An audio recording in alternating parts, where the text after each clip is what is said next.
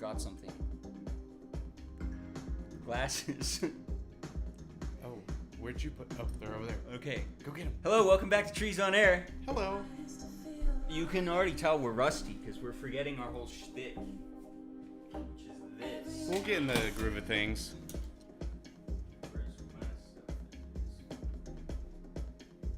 How's everybody been? Wait, no, you were wearing the heart ones. Oh yeah. Do you not like those? Where?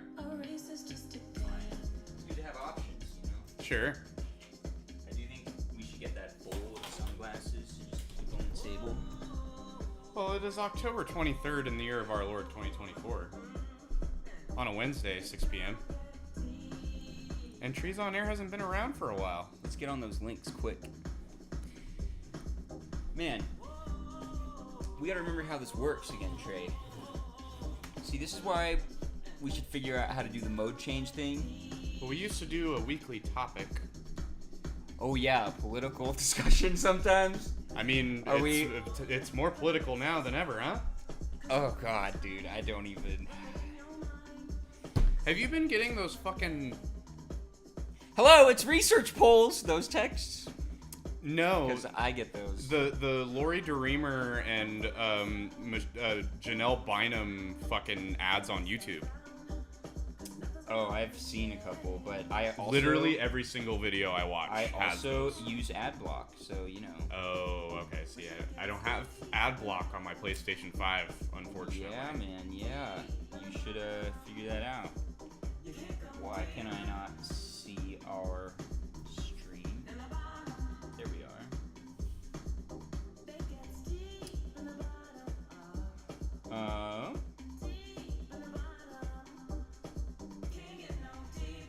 What are we listening to, by the way? Do you know this? Do you like this so far? But I do like it. It's pretty relaxing. I thought it'd be a nice way to get going. This is Deep in the Bottom of Africa by Monique Bingham and Black Coffee. I heard good things about this album. What's the album called? Have you heard of Monique Bingham? No. It's called Best of the Last. It's from 2018. This is the most popular song on it by White and Margin.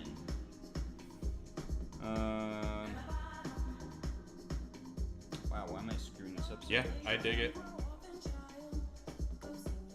There we go. Okay, I'm sending to Ethan, okay? Okay, I don't need to. Yeah. You've got more people than I do. You send it to.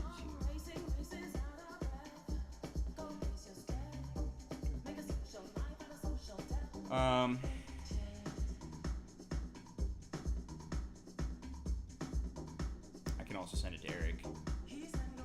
I already sent it. Okay. Well, come on, let's keep talking.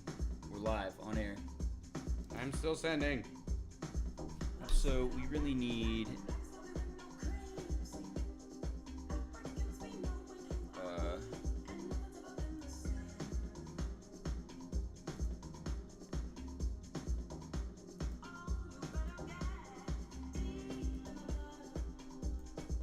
okay, cool.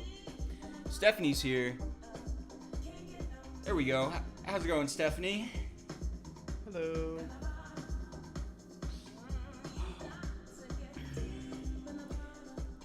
You know what? There's actually a few people that I didn't send it to that I should have. Well, don't take too long there. I'm almost done.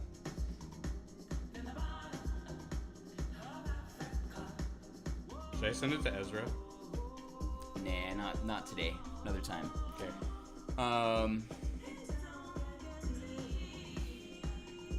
Trey and I are a little rusty, y'all. You're gonna have to bear with us, okay? We're remembering how all of our equipment works. We're remembering how to be energetic on camera.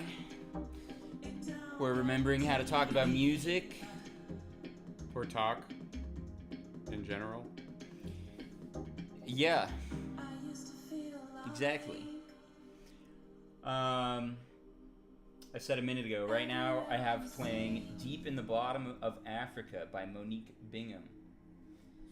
I don't know anything else on this album, but I heard good stuff. Alright, I'm done. I'm here. All right. Well, Good evening, Rainy. do you have a specific thing that you want to start with? Let's it not be The Cure, okay? Let's not start off with making everyone want to jump off a building. Okay. Yeah. I think we can.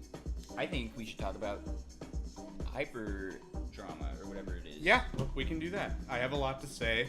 We've had a lot of time to stew with it. We've seen it live now. Yeah, well, we got to give a little more context here, right? Trey and I, a year ago, when we were setting this up, we noticed that the last video we posted about a year ago, before our large hiatus there, which, by the way, is because I moved out of that apartment, and so we lost the whole space that we did it in, and just a couple months ago, I got a new spot to myself, so up and running again. Yay! Happy to be here. But, so, when we were setting up the stream, what we noticed was the last time we'd entered a description for a video, it said, talking about the upcoming Portola 2023, which is the music festival we always go to. And so that means, A, we never talked about how that was, which at this point it's a year ago, so we just gotta let that go.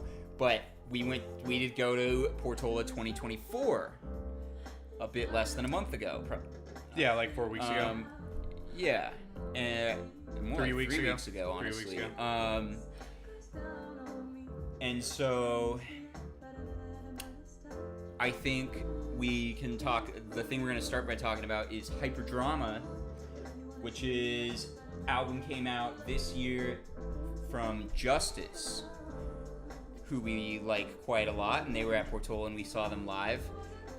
Yeah, you know what we got to play first? Do you want me to give a little context to Justice, even though... Yeah, give a little context. We have talked about Justice in the past. I was about to say, we have to play this song first, right here. Oh, yeah, that's pretty iconic. Just to remind everybody what we're talking about. I think also what people... you know, there was a portion in time between, like, 2000 and, like, 2005, where house music was basically dead. It wasn't really a thing anymore. Even Daft Punk's album that came out during that era was not really housey. They went super rocky with it. There was a lot of guitars in there. Yeah. And... Are you saying Justice is house? Justice 100% is house. Maybe used to be, clearly not on this album. Maybe not, but when they first started, 100%. They're taking 70s and 80s R&B, soul, and disco samples, and then turning them into electronic beats. Well, I don't think this song is house. I guess that can be debated at another time, but at the end of the day... Let's start playing it real quick. They are a French duo, just like Daft Punk. Ah, okay. And they also list Daft Punk as their biggest inspiration. Right. And they also use disco samples to make their music, just like Daft Punk. So for a lot of people, at least at the time, like I wasn't into this kind of music when I was 8, so I don't know. But at the time, a lot of people considered Justice as the Daft Punk comeback. I feel like they weren't, but Daft Punk was definitely still around when Justice... Right, but they were making different music. Okay. Well, let's play this song, okay? This is the song that y'all are most likely to know. Dance. D-A-N-C-E, specifically. Alright? And even if you've never heard this song, good chance this is going to ring a bell. Just because this song has been sampled about a gazillion times. I could at least like 3-4 rap songs that sample this in the back, right?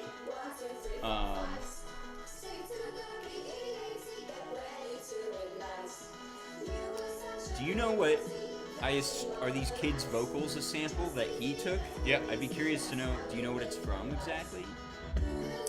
I mean, you can look it up on Rate Your Music, but I'm going to assume it's like an old recording. An old what? It's probably like some like children's record. Okay. that they like found. Sure. That makes sense, actually. That's what it sounds like. Hot take. This is my least favorite song on this album. That is a hot take. I literally like all the other songs more.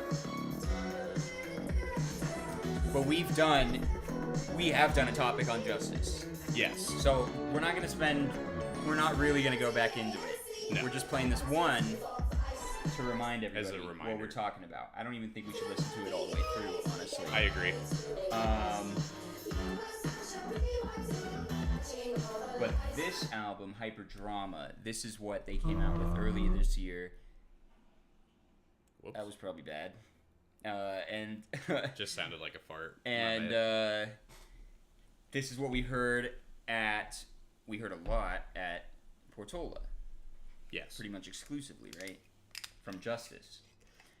Anyone you want to start with specifically? Maybe just start right from the beginning. I think so. Probably.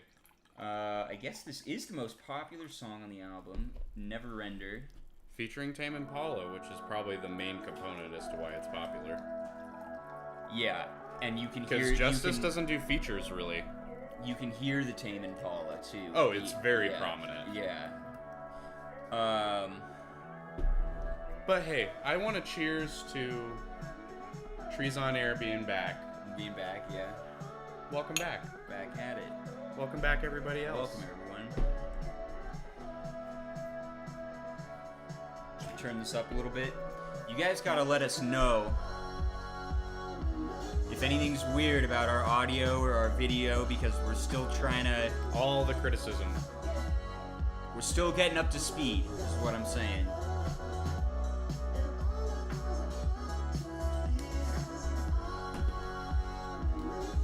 This is not my favorite song on the album. Mine either, but I have a higher appreciation for it now because of how they did it live. Yeah. Seeing it live, how they did it live, it's like they didn't even play this song live. They No, just used... It was basically this back beat Yeah. and then Tame Impala's vocals Yeah. and incorporating it into their other songs. But they would like play this and then, you know, switch, transition into a different thing they were doing, and then it was almost like they would come back to this. This was like the home Yeah. for the show. Yeah. And they would play this or some modified version of it with the beat switched up or whatever, and then slide into a different track or have it layered with this. Yeah. But then it would come back to this, and this would be like the home base. Everyone would settle back into Never Ender, and then it would be moving into a different thing. Exactly. So it's like, how long was that show? An hour and 15 minutes? No, it was Right? like an hour and 45. It was probably the longest set of the whole festival. Okay, well, for like 25 of those minutes, probably this song was Yeah, it kept coming at back. least involved. Yeah. If you want to say involved, it might even be like 30, 40 minutes of the show had like this thing just going on in the background. And I don't know, I mean, I keep talking over it because it's nice. It's like relaxing. Definitely way too quiet. I'm not sure that it is. I feel like the mic's picking it up pretty good.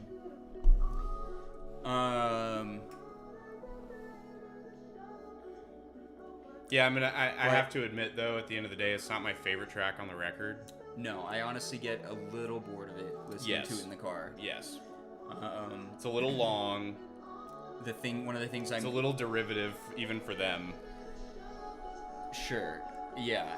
And one of the things I constantly complain about on this show is variation. Right. And this song, it's got some. Like right here, it's switched up. This is basically the bridge of the song we're Yes. listening to right now. But outside that, it's pretty steady. Well, and even for a bridge, it's not the most fascinating. It's very by the numbers for Justice. Right. It feels like they're trying to get radio play, but then you go to the next track, and this was the lead single, This one? and I think that was a great decision as a lead single. Because they could have done this as the lead single. Yeah. They 100% could have. And I'm glad that they didn't, because I don't think Justice fans would have been satisfied with this. Because it kind of sounds like a Tame Impala song. Yeah. It doesn't sound like a Justice song. Yeah, absolutely. Do you want to let this? Yeah, we're basically at the end. This will play out in a second. But you want to go right into Generator? Yeah, Generator, I think, was a very, very intelligent single to put out, because it feels like old school them, because I don't know how familiar you are with their last couple records, but they definitely tried to differentiate their sound in a lot of ways. But Generator, the second track, this sounds like the debut album. Okay, see, but if this is what their debut album sounded, I have never thought of Justice as being house, to be honest. This is not at all what I think when I hear house. See, that's bro. fascinating. This is not even close in my... They have their own spin on it, for sure. House always seems a lot more spacey and, like, airy. I don't know if laid back is the way to put it, because it's got energy, but it's not as heavy. You know what I'm saying? Sure. This is heavy. Yeah. And that the other Justice album we listened to, is the one with DANCE on it, is that the debut? That's the debut. Yeah, bro. So many other stuff. I would not call that house at all. It is. Personally. Here, let's look it up on Rate Your Music. The genre? Yes. This, to be clear, this song is Generator, track 2 on Hyperdrama.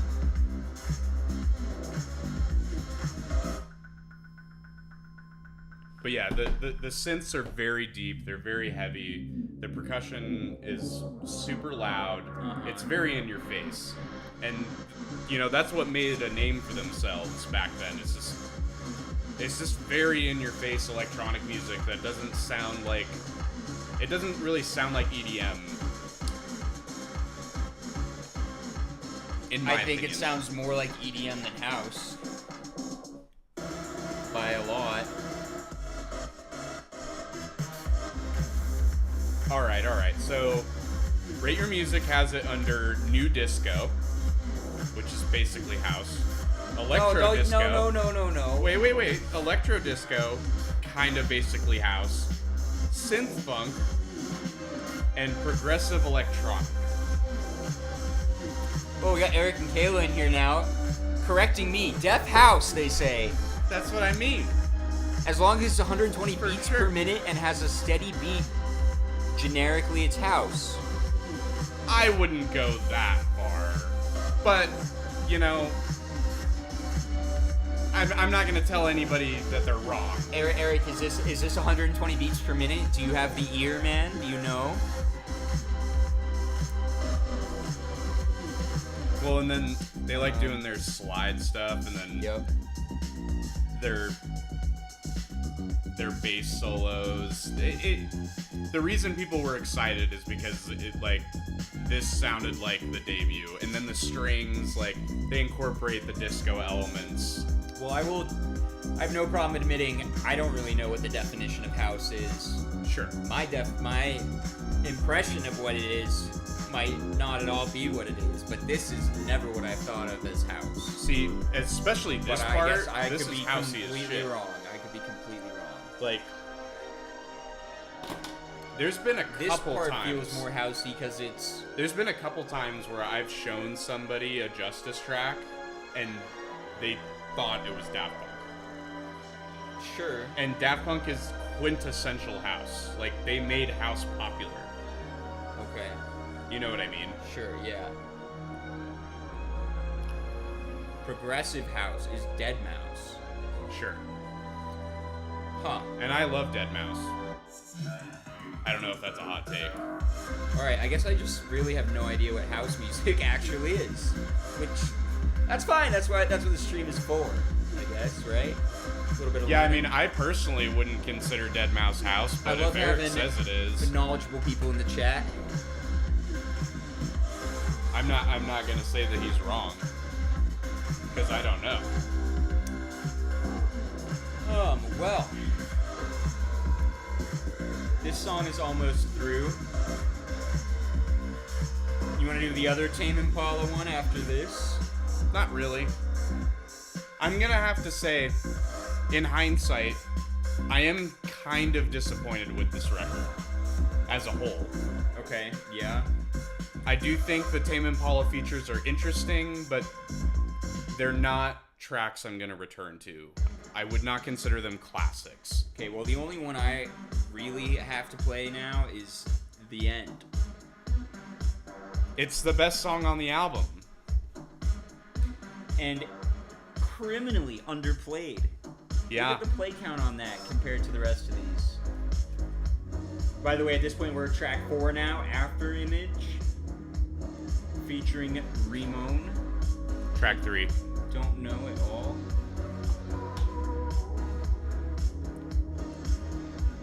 I'll have to check that out later.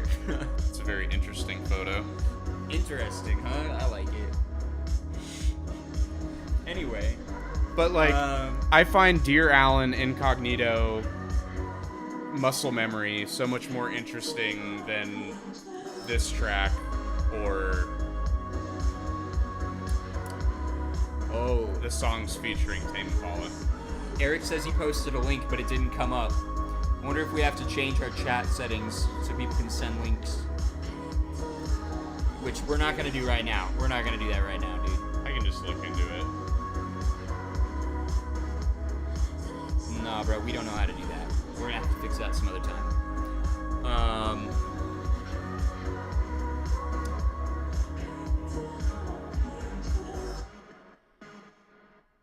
I kind of like this. Dude, what other songs on this album stand out to you? If you don't like... Dear Allen. That's what you were is just the next saying. one. Yeah, okay. It's very, very varied. I actually kind of like this right now, though. The little theremin action, kind of.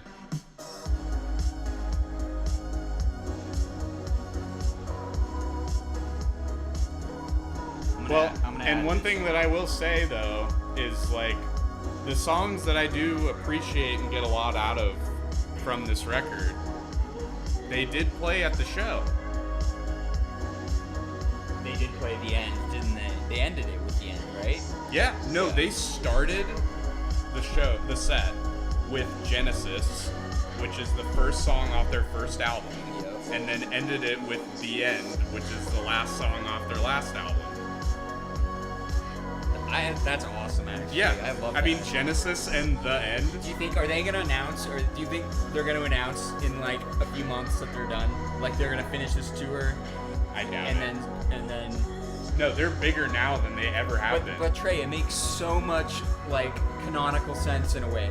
Because, It does. seriously, their repertoire starts with Genesis, which literally means beginning, and Yeah. right now it ends with The End. I mean, That sounds like a Well- packaging to a music career to me. yeah. Well, and I mean, think about it this way.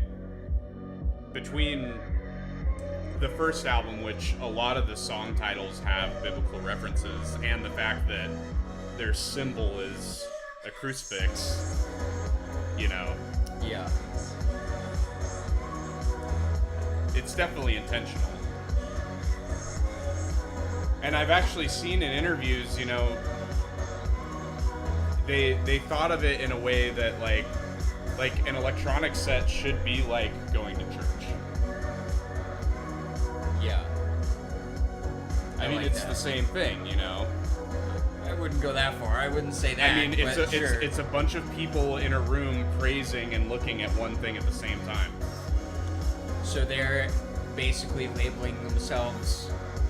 I was about to say Jesus, but really they're just the preachers. I don't think they're labeling themselves as anything. They're I the think ministers. I think they're saying that yes, they are preachers, but they think music is something worth worshiping just as much as any god.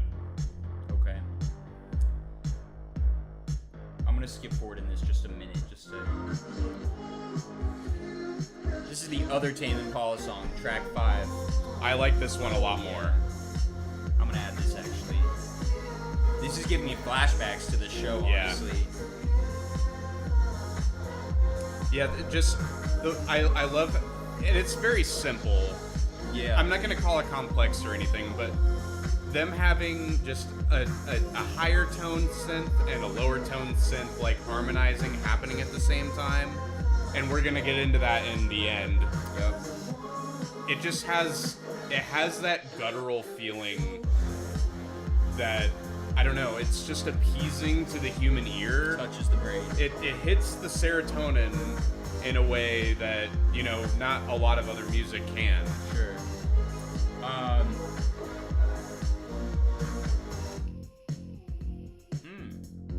Okay, actually, maybe we will listen to this one all the way through. Because up next is the one you wanted to play, Dear Alan. And you know who this is. Tame Impala? What do you mean? It's Thundercat. Oh, the bass. Yes. Yeah. It's totally his style, too. Yeah, of course. Real deep and, like, crunchy. Like, He likes it crunchy and he likes it smooth. smooth and crunchy. He likes some peanut butter. Yeah, he's like a Take 5.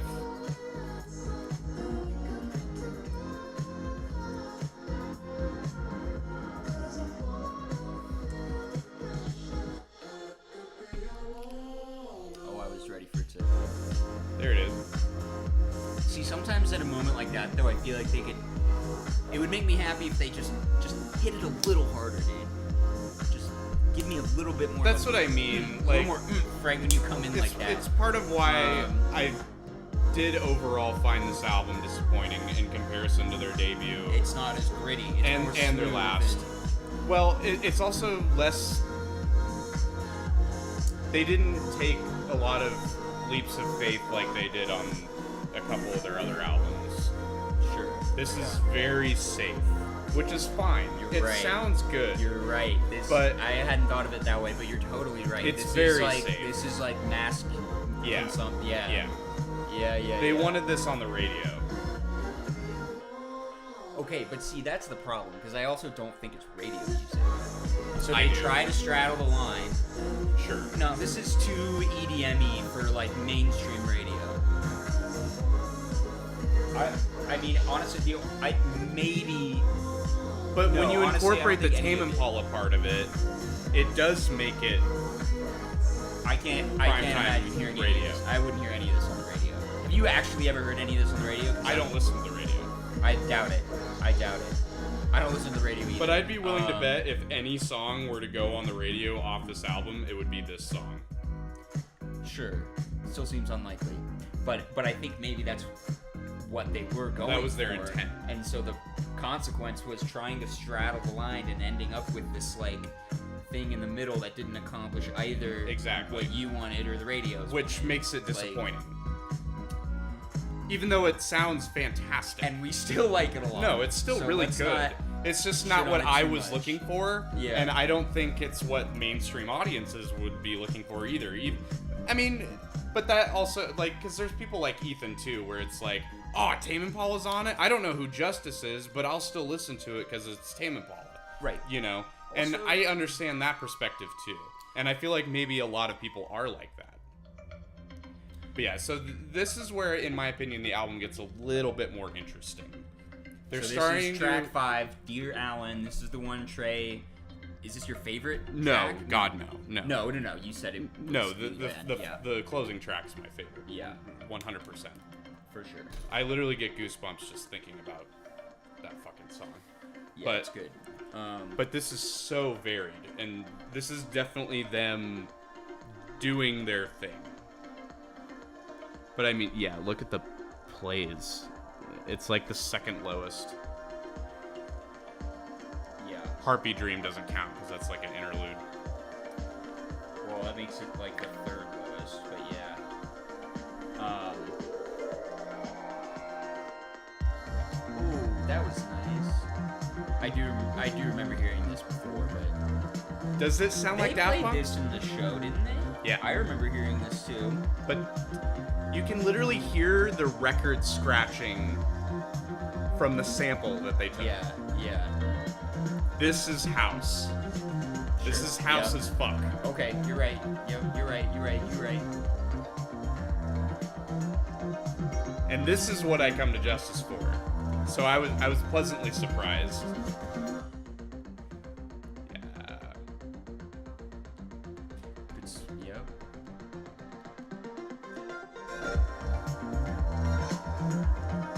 Just one little element. You just get that. Yeah. There still is a part of me that's like, man, hit me with something big. When you do the pullback like It's that, still building it up. doesn't have to be every song. It's still building up. I get that. It's supposed to be hypnotic. That's what house music is. You're just supposed to settle into it. It's like a pile of leaves. You It's know? good at that. You don't lay into the pile of the leaves and start punching it. You know, you just I do. You just subtle.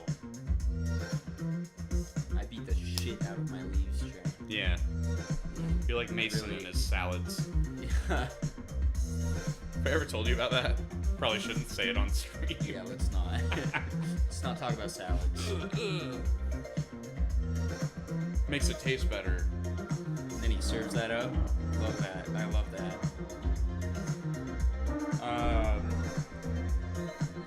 All right. Of course, It's a subtle Of course, track. it's a long one. Yeah, yeah. It's a subtle We track. gotta listen to this all the way through. Yeah. Are you disinterested? No, it's just that it's already 6:35. Is it losing your interest? I'm thinking about the people. I could sit here. and They're listen not to this. there. All right, you're right. Hey, Ethan Smith is though. There we go. Welcome back. Yeah, Ethan. Yeah. Okay, so Ethan was at the show too. Ethan, we were saying that when we were setting this stream up, we noticed that the last video we had gone live with like a year ago was right before we went to Portola. Last year. Yeah, and so we got to talk a little bit about Portola, right? But I think we're almost done with the justice here, the hyperdrama. Oh, This is my favorite part. This is just so them. the gradual speed up, yeah. And they do it again on Okay. another track. Are they gonna hit me hard? Come on, baby, hit me with this. Fuck me. And it starts losing like coherence a little bit in a way. Yeah, it starts to like break down. Yeah.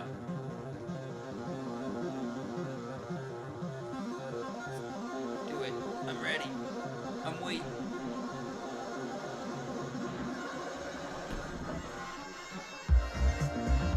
Nope, goes back. No, bro. Not what I was hoping for. I mean, not bad, but not what I was looking for. But this is my kind of shit. You know? I get that. Yeah. So I was pleasantly surprised, especially after, you know, this comes right after the Tame Impala track where I was like, oh, is this what the album's gonna be? Like, but no. This is old school.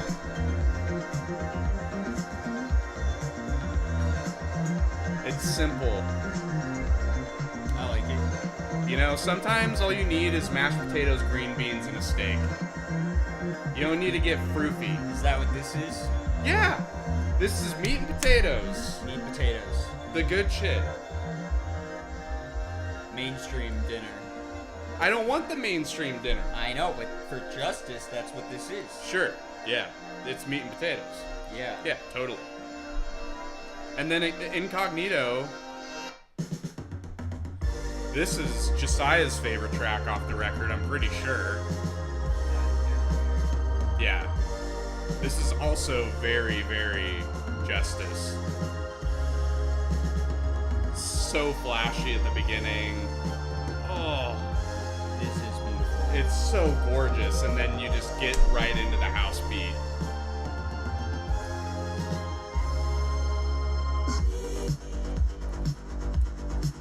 Man, every single time one of these starts, I have flashbacks to To the festival. concert, yeah. Yeah, to the show. Oh, the fucking vocal sample. The Problem is, my flashbacks are still interrupted by those annoying motherfuckers right in front of us the entire We don't need to show. bring that up. I'm not even talking about any annoying people in specific, because it's like they rotated in and out. There were like different annoying people that would like come and piss me off and then leave and get replaced by other annoying people that You would were be like, tired. oh man, I was so... Oh, thank you. I like the overalls too.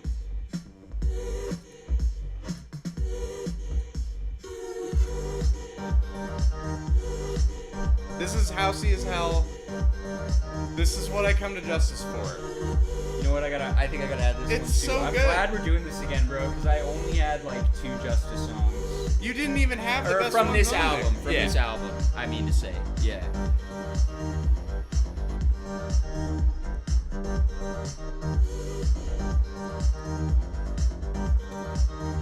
And I love that they went back to the glitchy aesthetic where it feels like a live DJ set. Yeah. I still think they're playing it safe in a way, though, right? Even on this song, like, because they... Yeah, in a lot of ways.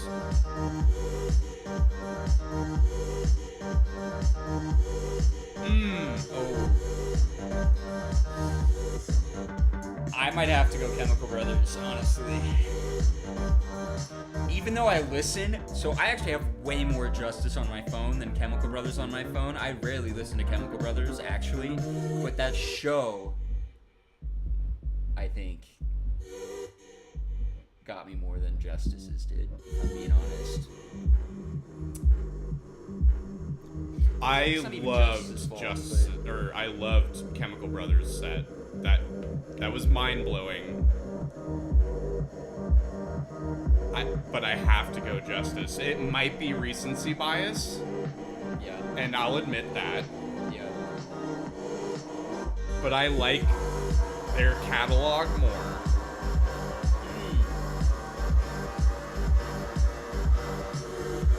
Okay, after this, though, we're playing the end, and then we're moving on. All right. Okay?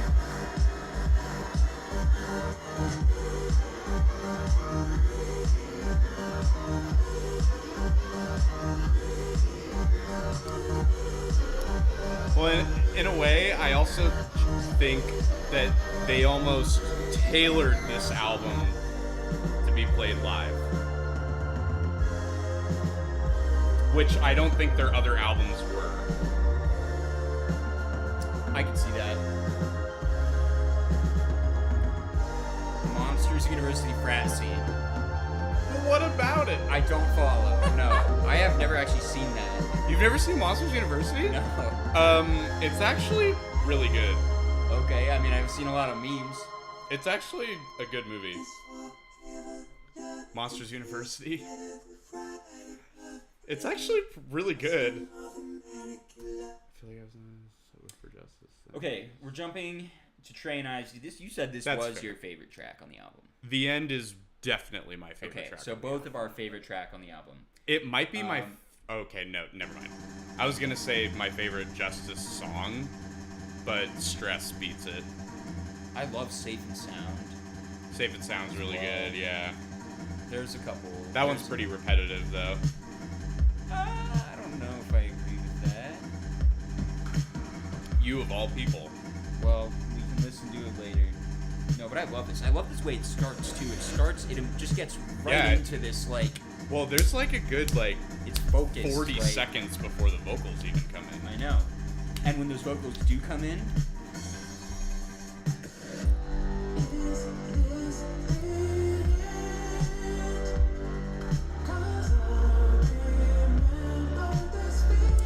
that synth has like this kind of hollow quality to it sometimes, where it, like, you know what I mean? Like, it almost like opens up. It feels like it goes like right there, where it goes like wah. Like, I don't know it.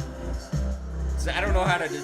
How do you put words to a sound, right? I don't. With really this know, song, but, I don't know. And like I was telling you when the album came out, I was saying this over text because this album dropped when I was in Hawaii. Okay. This song is like a song that I've always wanted to exist that never existed, and I didn't know how to describe that I wanted it, but it just was given to me on a silver platter. Yeah. The way that the drones are harmonizing with one another, and the percussion being so airy, and Thundercat's vocals are so gorgeous. It's everything I'd want in a song. Yeah. Ethan, we actually before you got on the stream, Ethan, we talked a lot about how Neverender, because that was the first song we played from this album on this stream. We talked a lot about how that kept coming and going in the show. But his comment, Ethan's comment, makes me completely agree with what you were saying earlier, right? Where he says Neverender throughout the whole set so that it was never ending, right? And so, like, you're right, dude. They knew what they were gonna do with that song when they put it on the album. You know what I mean? Like, do with it live in their shows.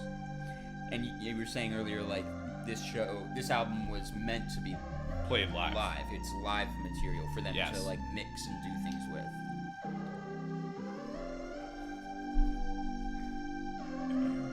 And I know it's a small thing, but like, yeah, this is the bridge, and it's super short.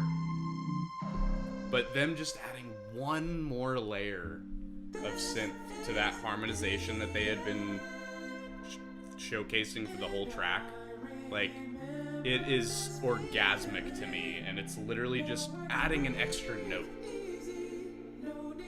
And to me, that's magic. Yeah. We should move on, 'cause there's no coming back. Every time that comes in, I loved it.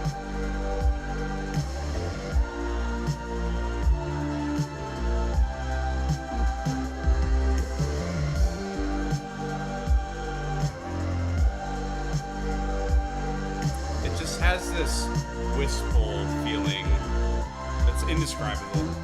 That one note.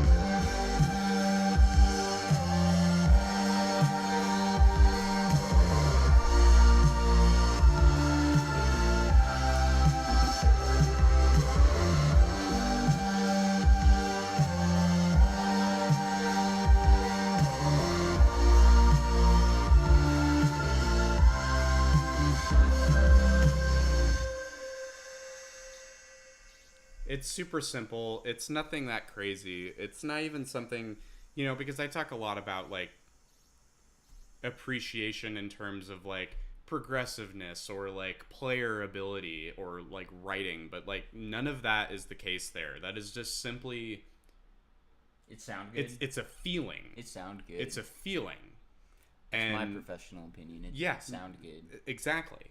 It's nothing more than that. And... yeah, I'm going to listen to that song till the day I die. Well, It's badass. so that was Neverender. That was a big part of our Portola festival about 3 weeks ago. How the hell doesn't this album have more streams? Maybe it's just Spotify. I don't know. What next, Maestro? It's your turn. My turn. That was my turn. No, I don't know. I mean, I have all kinds of shit I could play. I honestly only really have like a couple things I was thinking of showing. I really should have prepared better. I'll be honest. Okay, Trey and I are relearning how to do this, so bear with us. Give me a break. But I was thinking, because I told Ethan last week we would do this. We would have another little chat about Chapel Roan with the audience. Thank you for... Play some of these same songs we played last week. I was going to completely forget about that. So. Yeah. Because I think we had a good conversation about her where we explained how we really, really like some stuff, but other things we think are maybe a little overblown without trying to be disrespectful. Yeah, I feel bad that I blew the load about the Pink Pony Club. To me? Yeah, on stream. Oh, no, don't feel bad. Usually we listen to music before the stream anyway. What do you want to... You know what? Okay, first of all, let's give a little context for Chapel Roan here. Chapel Roan blew up, just a year ago, pretty much. Not even. Right? Not even? No. No, earlier this year. Yes. Meteoric rise from Chapel Roan. 100%. Like name... She went from nobody to being at the VMAs. within a span of like maybe 5 months. And who else has done that? Nobody. Billie Eilish? No, even No? Billie Eilish Not didn't even do Billie. that. I don't think so. I'm pretty Not sure quite that fast. I'm pretty it just sure wasn't it took quite it, that fast. I'm pretty sure it took a year or two for Billie. Like that EP blew up, but she wasn't going to the VMAs Yeah, on the fucking red carpet. you're right. And also just the cultural phenomenon that Chapel's live shows Yeah, I mean, have fuck. apparently become. Her endorsing Kamala was on Fox News, for God's sake. Like, Yeah, good. you know what I mean? And she was nobody like 8 months ago. Coachella in the spring of this year set off her exponential rise. Makes sense to me. I mean, you would know much more about it than me, but, you know, for me, it was like, oh, somebody sent me Pink... It was Kayla. Kayla sent me Pink Pony Club, like, a year or two ago, and I was like, yeah, it's pretty good. All right, but let's. And let's then not, now she's, like, an icon. But we're not gonna go straight to that. Okay, I think what we do is actually play. Let's start with just "Hot to Go." Okay, most popular song on her debut. Just give people an idea who we're talking about here. Okay, here you go. Kayla's 6, 5, 6, 7, 8. Ethan says to start with Pink Pony Club. No, I don't want to because the fact is you and I don't have all good things to say about her. And it sometimes feels like the entire rest of the world only has good things to say about her. You know what I'm saying? So I'm Well, and our audience. yeah, and our audience.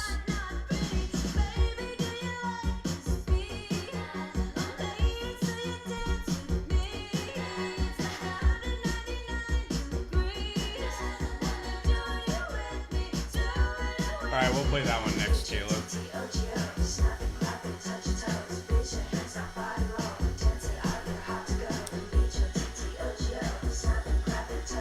And I think. Well, what do you think of this? Yeah. It's pop music. It's got a lot of energy, and I can see how it would be very fun. Well, so I want to bring that up.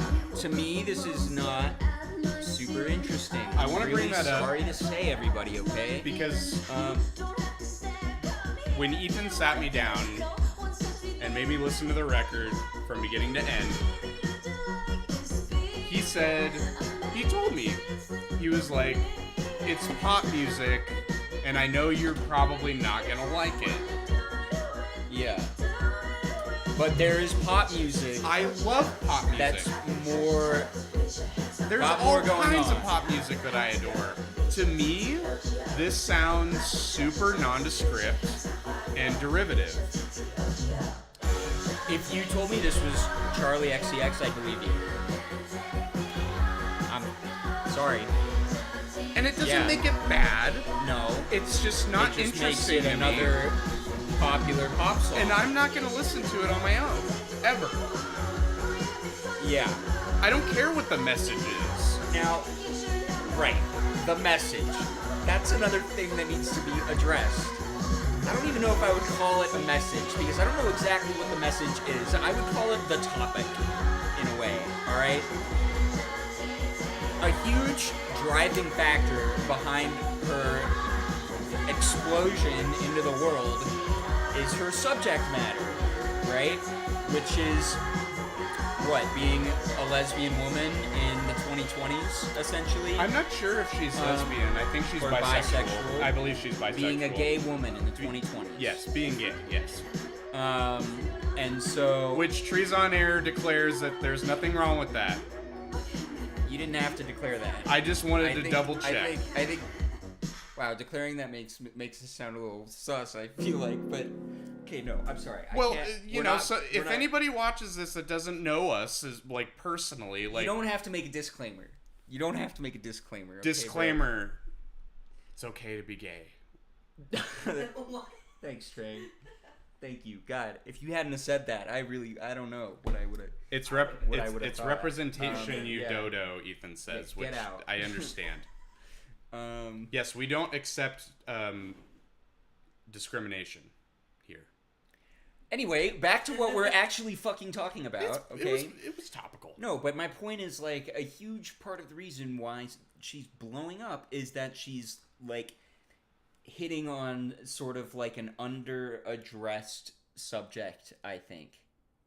Right? Uh-huh. Specifically like gay matters for women, maybe. Sure.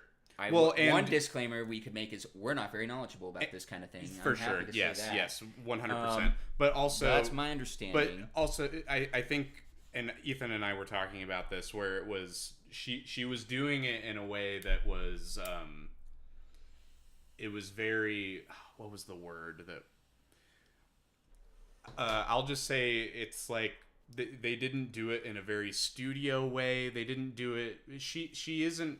Her writing is very in your face, and it's very personal, and it makes people feel seen.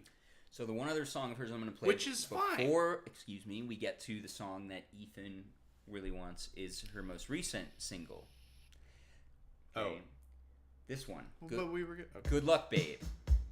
This is what Ethan had us play last week, alright? I like this song a lot more than the one we just heard, Hot to Go, because even though this is still fitting into the issue of like we don't think being that special, I do like the story of it a lot. Yes. I like the what she's explaining in this song, because as you said, her lyrics are very in your face. So try to read the lyrics, everybody, if you can, or listen. Maybe we just shut up for a minute.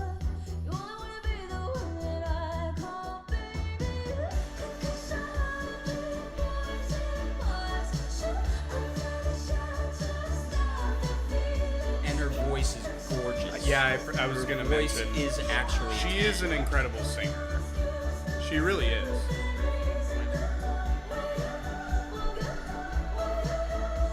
Kayla says one of her least favorite songs of hers.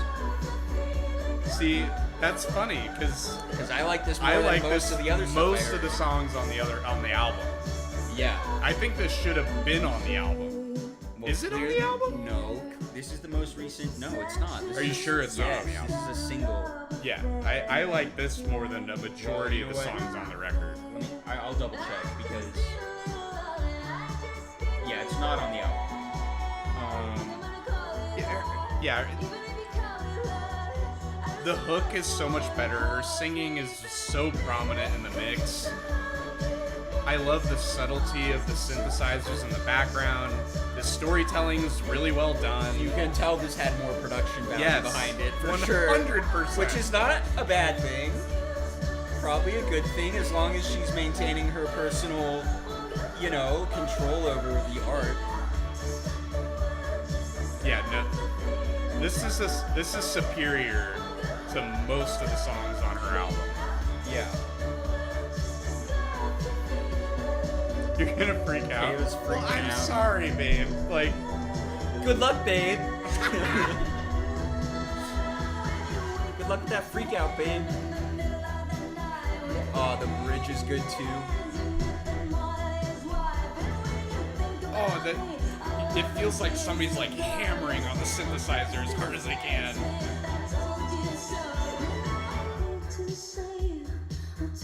There's subtleties in the production that I don't know why they. Oh my god! And there's just so much. There's Alright. so much more passion. All right, Kayla, pick one song on the album that's not Pink Pony Club that you want us to listen to, and we'll She play did. it. She did. She Picture You is her favorite. Picture You. Oh my god! But come She on. is a gorgeous voice, dude. So beautiful. She Got these fucking sunglasses. She sounds like she gives a shit on this song, where she doesn't on most of the songs on the record. I do kind of want to save Pink Pony Club for last. Yeah. Okay. So, Are you familiar with the song that Kayla's recommending? Yeah. Okay, I'm not. So this will basically be a first-time listen for so me. she picked Picture You and Naked in Manhattan. We're going with Picture You. Because that was the one you want the most, right, Kayla? That's the one she just said first. Okay. Here you go. Picture You. But that last track is genuinely awesome, and I'm gonna re-listen to that track.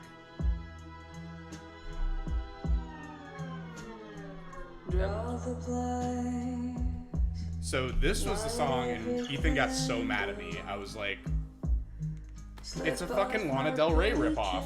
Like, Oh god. Uh-oh. Trey, get your riot shield, bro. Okay, she's running down Wilson but right like, now. am I wrong? She's coming at us. She literally is singing like Lana. There's no way it's not intentional.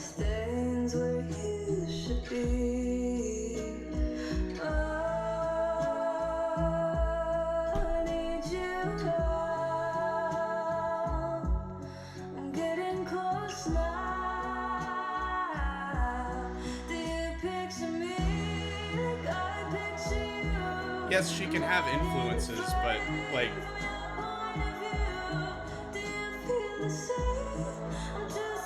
to me it goes to the point of being derivative, which isn't a bad thing. It's just a critique and an observation is all. Yeah, even the incorporation of strings.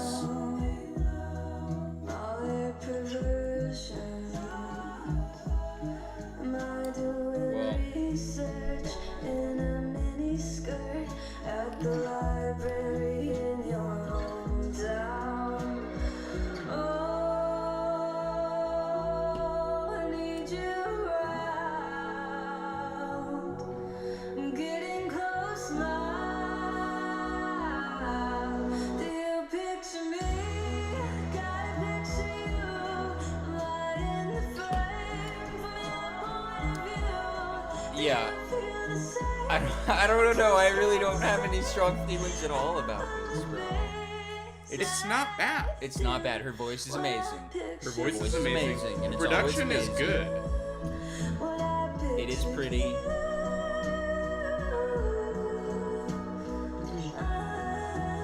But I feel like I've heard this story before. And that's, you know, that vocal gymnastic she just did is impressive. Yeah. But yeah, it gets nothing out of me emotionally. It feels cold. Cold. That's harsh. It doesn't feel cold. It feels cold to me. Yeah, it does. Cold? Yeah, I don't agree with that, Trey. It's sad. It's forlorn. Yeah, but it doesn't feel like It's like it's real a song about forlorn. longing. It doesn't feel like real forlorn to me. Okay, I'm not going that. Like I'm on not, he's on his own path. Now, on a y'all, production level, like lyrics not fine, cold. her voice fine, but on a production level, it doesn't actually feel what. It's not cold. And I was talking to him about that too, where it was like a lot of the songs, like on a lyrical level and on her the way that she's singing, you know, there's a feeling that's trying to be conveyed. And then the production comes in and it feels like it's almost going in an opposite direction. And it's not forging the feeling that she's trying to convey. To me, it feels contradictory. And again, it doesn't to me. Again, it doesn't to me. It feels it's a forlorn song. It's kind of sad. The production's kind of sad. I don't know. I think it makes sense, but it just is not special personally. Like I think right, and that's the other thing. In a way, it's like not there's special. in a way it's like there's no mistakes with the song. Like she didn't do anything wrong with it. It's just like came off a shelf at a supermarket and was like, there you go. That's why I thought it felt cold. I wouldn't call that cold though. I just wouldn't. When I think supermarket, Cold is still like an emotion. When I think supermarket, I feel cold. I can pull this closer to me, honestly. Okay, let's play. Now Ethan is talking about Naked in Manhattan 2, so let's go there. I almost was going to play Red Wine Supernova because Ethan played that last week and I actually kind of dig it. But let's listen to something new, okay? Naked in Manhattan, here you go. I don't remember this song. Oh, now I remember this song.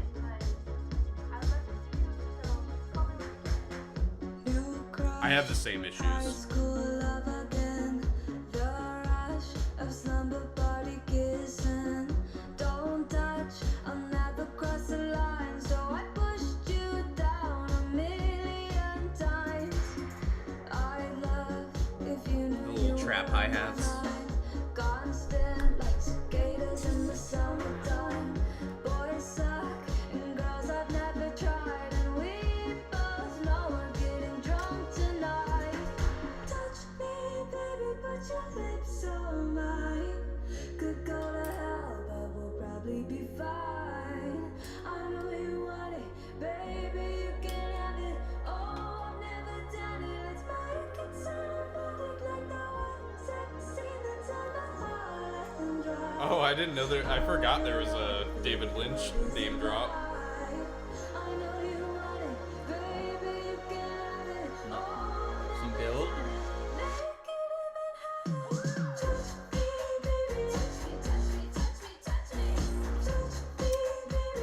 Yeah, see, it's I just have a problem with the lyrics.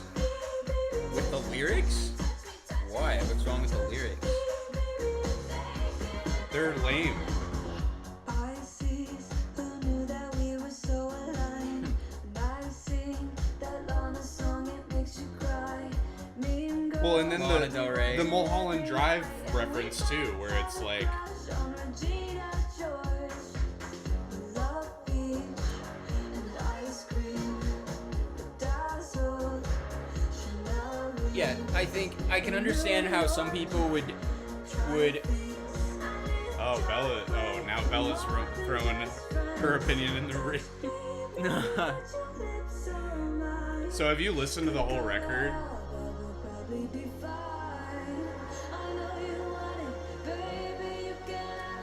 Well, I've heard the whole thing, but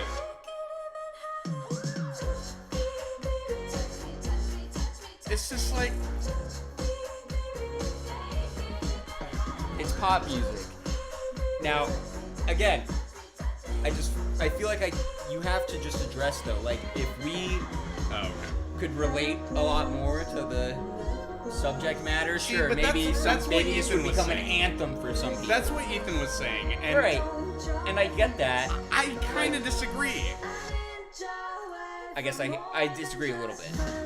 I can see how that would cause some people to like it a lot more. I don't think that makes it a better song. No, Like- I don't think the subject matter, aka it being from the perspective of a gay person, alienates anybody.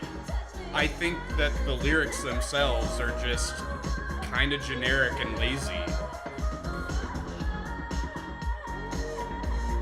All right. Even though her singing is amazing. Yeah, I'll Here's- give you that. here's- It here's does give 80s nostalgia, but not in the best way. Okay. Here's I think a great question. What do you think her next album is going to be like? Is it going to be more the same? You know, I don't know. Or is she actually? Because you know what I'm saying. Like, I really don't know. I'm kind of curious if she's a one trick pink pony. Well, what I will say is, you know, Dua Lipa's first album sucked. Yeah. It was not good. It kind of sounded like this. It was just super generic. And even though the production was obviously super high budget and she's obviously a good singer, Yeah. the lyrics were generic, the beats were generic, and at the end of the day, I didn't want anything to do with it. Okay, but I've then Future Nostalgia came out. right, but I've always said that Dua Lipa is like obviously an industry plant, and Sure. I really think she probably Fine. doesn't. I don't think she. Fine, sure, yeah. I don't think she deserves much credit for Future. Not that I really know. Okay, I don't really know.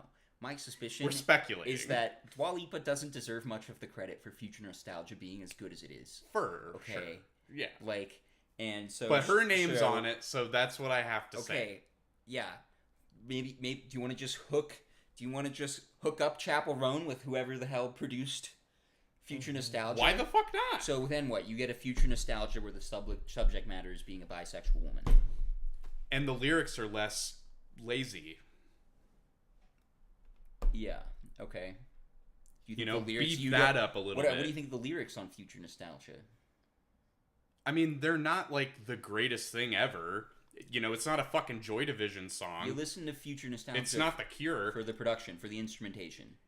And her singing, and the lyrics are pretty decent too. I mean, they're not, Sure. like I said, they're not The Cure. You know, they're nothing like poetic, but they're more interesting than "Touch Me, Touch Me, Touch Me, Touch Me." Won't you fucking touch me? Sure. Like- yeah. There's a little bit more going on, I'd like to think. Right. So I agree with what Ethan's saying, though. Imagine I what do she'll too. be able to do on that second album, and that single we just listened to, the "Good Luck, Babe." That's a taste of Well, Chapel Roan and plus a lot of 100%. money, basically, and That's connections. what I told him when I listened to the record. I was like, you know what? She has fucking talent. It's there. You know, I'm interested to see what she's gonna do next. But as of now, her debut record to me is very. I'm not interested. Okay, so now they're asking for "My Kink Is Karma." Which You've listened to this more. I have not listened to this album back to back. I don't know most of these I songs. find this song annoying, personally. Well, you're gonna play The Cure next, so go fuck yourself. Here you go. "My Kink Is Karma."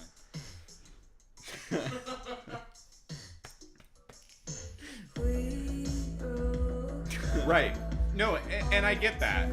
I understand that she wrote it on her own and she was young and but that doesn't mean I have to like it.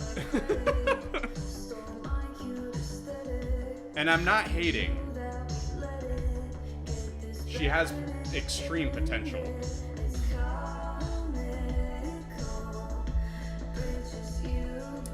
Oh wow, I feel like her camera's a lot more zoomed in than it was before. I feel Oh, like it's way more. We're taking up way more of the. Yeah, it's like completely our faces. Why? I don't know what we did differently. Because we don't have a set. No, but I mean, even compared to last week, I just feel like I'm really big. Shut up.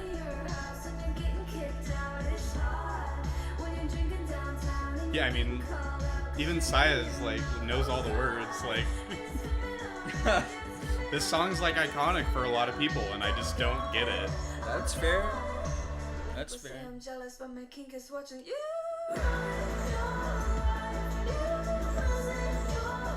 Okay. You know who this sounds like to me? Taylor Swift. That's what I said too.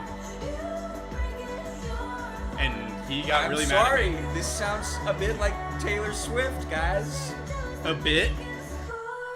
If you told me That right there- if you told me this was a Taylor Swift song, I would believe Yes, this line. Okay. That line gets delivered exactly the way Taylor Swift delivers lines in her songs, where she like goes kind of slow through a couple lines and then like finishes off the chorus or the verse with some All like snarky. punching through a couple things. I'm right? mad now. People say I'm jealous, but my kink is karma or whatever. Yeah. I don't know. Wishing you the best in the worst way, using But no, most pop doesn't sound like Taylor. Yeah, I totally disagree with that. 6 months since April. Taylor sounds like Taylor, and that's why people love her.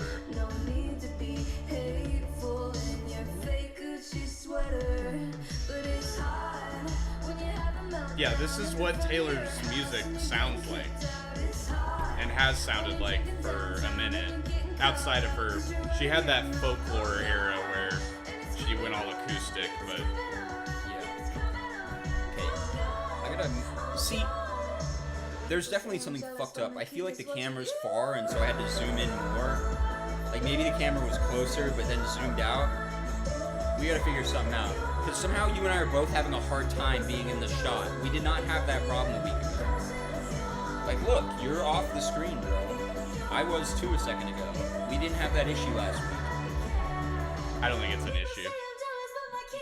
You see how Trey and I aren't even talking about this song anymore? We're literally just looking at our framing and like figuring out. Well, no, I do want to talk about this song because Please do. it's good for what it is. It's hard And when you know that you're caught and you're getting pissed off. It's getting me off. It's I don't know how to describe it really. It's just oh God, oh God. there's just a certain seasoning missing. People say I'm jealous, but my kink is watching And it's you. probably the production. But it sounds like H&M.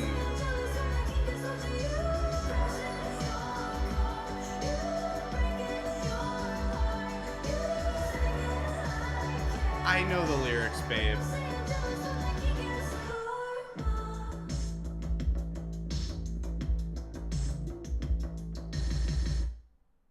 Okay.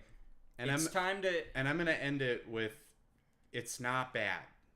Yeah, it's not terrible. I don't think We're it's not- bad. I'm not really trying to. I don't think it's bad. I just I don't think think it's anything not- about it is bad. It's just not what everyone says it is. In fact, everything about it on paper is really good. do you know what Fantano gave this album? I'm kind of curious. It's really Uh, good, but just on a personal level for me, Ethan Taylor says dark shit in her songs too, man. it's just Alright, like, not any like. This is not any darker than some of Taylor's songs. You can? Yeah. Yeah. that's Taylor, a I bias swear on to this. God, Taylor has multiple songs about like watching her ex's life burn to the ground and being like thrilled about it, and they probably sound pretty similar to this too, you know. So Ethan says he didn't rate it. Ethan says Fantano hasn't rated it. Maybe because he feels the way we do, but he's too scared to say it. Fucking bitch, get on. our Yeah, level. he didn't rate it. Okay, He but rated let's- it. let's- Sorry, I get it now out of 10. Which, yeah, probably because he was scared. Sorry, I get it. But then he what? Backpedaled. No, so he can't- literally look. That's literally what it says. Sorry, I get it now out of 10. But what does he get? What is he getting though? I don't That's know. what I want to know. What does that mean? I don't know, but I remember when Pink Pony Club came out during quarantine, and he did he put it in his best tracks of the week. Right. Okay. Speaking of that, let's play that now. Okay. This is where Trey and I. Here you go. This is the one we'll give you. Okay. Pink Pony Club. This song, Trey and I. The both production, think is fabulous. passion. Genuinely. everything is there. The lyrics, the message. You wanted me to stay, but I can't ignore the crazy visions of me in LA. I'll turn this up. The reverb on her voice automatically makes it feel so much more special. Where boys and girls can all be queens every single day.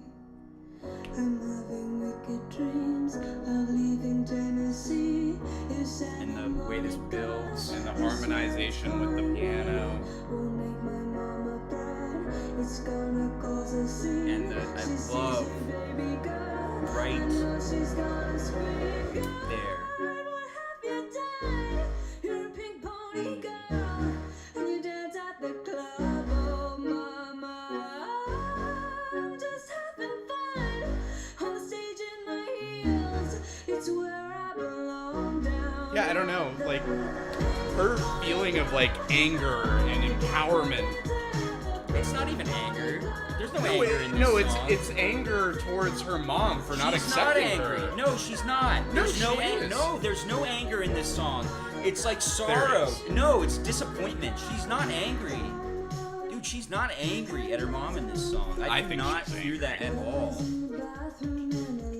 I think she's angry. It's almost like sorrow. She like doesn't even hate her mom. She just wishes like her mom didn't. Yeah, she's pissed that she doesn't But I accept her don't for hear who she anger. is. It's like sadness in a way.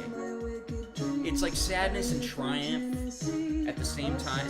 See, I think it's anger and sadness to leave behind family, the fear of doing that, and It's gonna cause a scene. She sees her baby The thing is I can feel it She's gonna scream. in her vocals. It doesn't sound generic. It doesn't sound like she's trying to sound like Taylor Swift or trying to sound like Lana Del Rey. She feels like herself. That's what I want out of her next album. I want her to be herself. Like this. Not impersonating some other pop I artist. feel like the whole album was her being herself. Just No, I don't think so.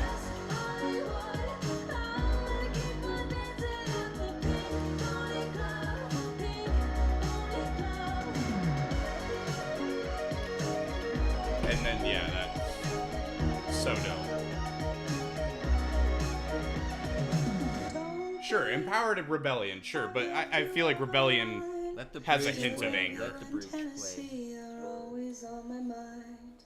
Mama, every Saturday I can hear your southern drawl 1,000 miles Everybody away. wants us to play Femme. God, what have you done? Literally everybody. You're a pink pony girl, and you dance at the club, oh mama. I know they're synths, but they're supposed to sound like strings, and it sounds really good. Does sound, I love the sense of the song. Just everything has personality, Yeah. which the other songs don't.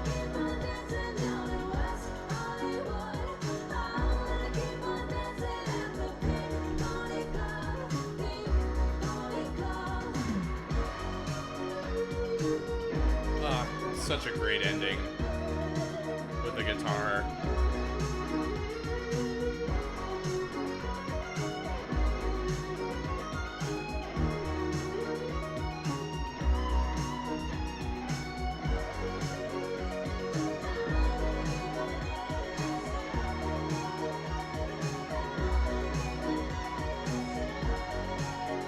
It's so triumphant. Yeah. Fuck. We both love that song. If you're genuinely. hearing this, Chapel, Okay. like, give me more of that. That is an awesome song. That is a fantastic song. I am going to listen to that song a lot. It's great. The rest of the album is just And it's not just so disinteresting to me. it's not just the music that goes from like being generic pop to something really good, but it's the content as well, and like the story and the message. You can behind it, just like tell that she gave um, so much more of a shit yeah. on every level. That is like the story of Chapel Roan. That is Yes. her story. That is her journey. That is Yes. her path. Yes. Like, And I can feel it Yeah. in the music, in the voice. Right. That's what the other The- thing I was bringing up is like the other songs, like yes, the lyrics and her vocals, like yes, they're passionate. Yes, you know what she's feeling, but the music doesn't reflect it. The music reflects how she's feeling in that track, see, but I don't and it takes it to a whole nother I don't level. actually agree with everything you just said, because in those other songs where like the music is basic, a lot of the fucking content is basic too. Okay, Sure. It's just, oh, I hate this woman. My kink is watching her life fall apart. Yeah, I've yeah. heard that song before. Yeah. You know. Mm. Oh, I don't even know what was the other one? Hot to Go. I don't even know. You don't- I can't you even don't remember. They were just Generic. Um. They want to hear Femme. Yeah, Feminine Phenomenon. Okay, here you go. Track 1. The opening.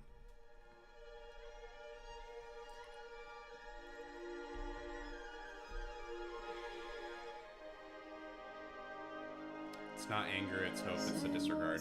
Sure. Yeah, it's not anger. Got so close, but then he lost it. Should've listened to your friends about his girlfriend back in Boston. You sent him pictures and playlists and phone sex. He disappeared from the second that you said, "Let's get coffee, let's meet up." I'm so sick of online love, and I don't understand why can't it hit it like, get it hot, make a bitch. Oh yeah, I remember this song now. Hit it like, get it hot, make a bitch. Can you play a song with a fucking beat? Yeah, then the beat is just Get it hot like Papa John. Make a bitch go on and on. It's a feminine phenomenon.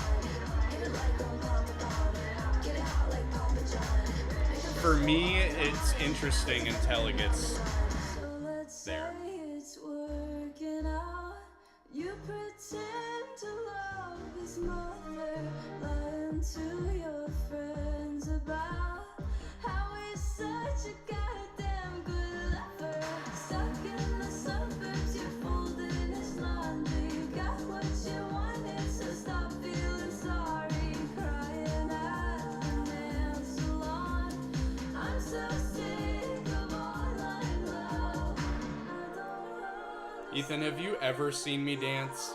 Why can't get it hot? Make a bitch. You've been to quite a few concerts with me. I don't do that. Get it hot. Make a bitch. It's Dude, can you play a song with a fucking beat? Hit it like one pound per pound. Get it hot like Papa John. Make a bitch go on and on. It's a feminine phenomenon. Hit it like one pound per pound. Get it hot like Papa John. Sorry. It's not bad. Yeah, it's got a fun energy. It's got a fun energy. It's sure. fun. She's got like good attitude. Her singing is obviously great. The beat's like Yeah. really basic, but like it. Can you play a song with a fucking beat? And then it's just good. Yeah, it's like she went, okay, fine. Hit it like one pound per pound. Get it hot like Papa John. Like this part's way more interesting. Yeah. The percussion's like, Yeah. then the synth's like going in and out, Yeah. Did you hear? and then it's over.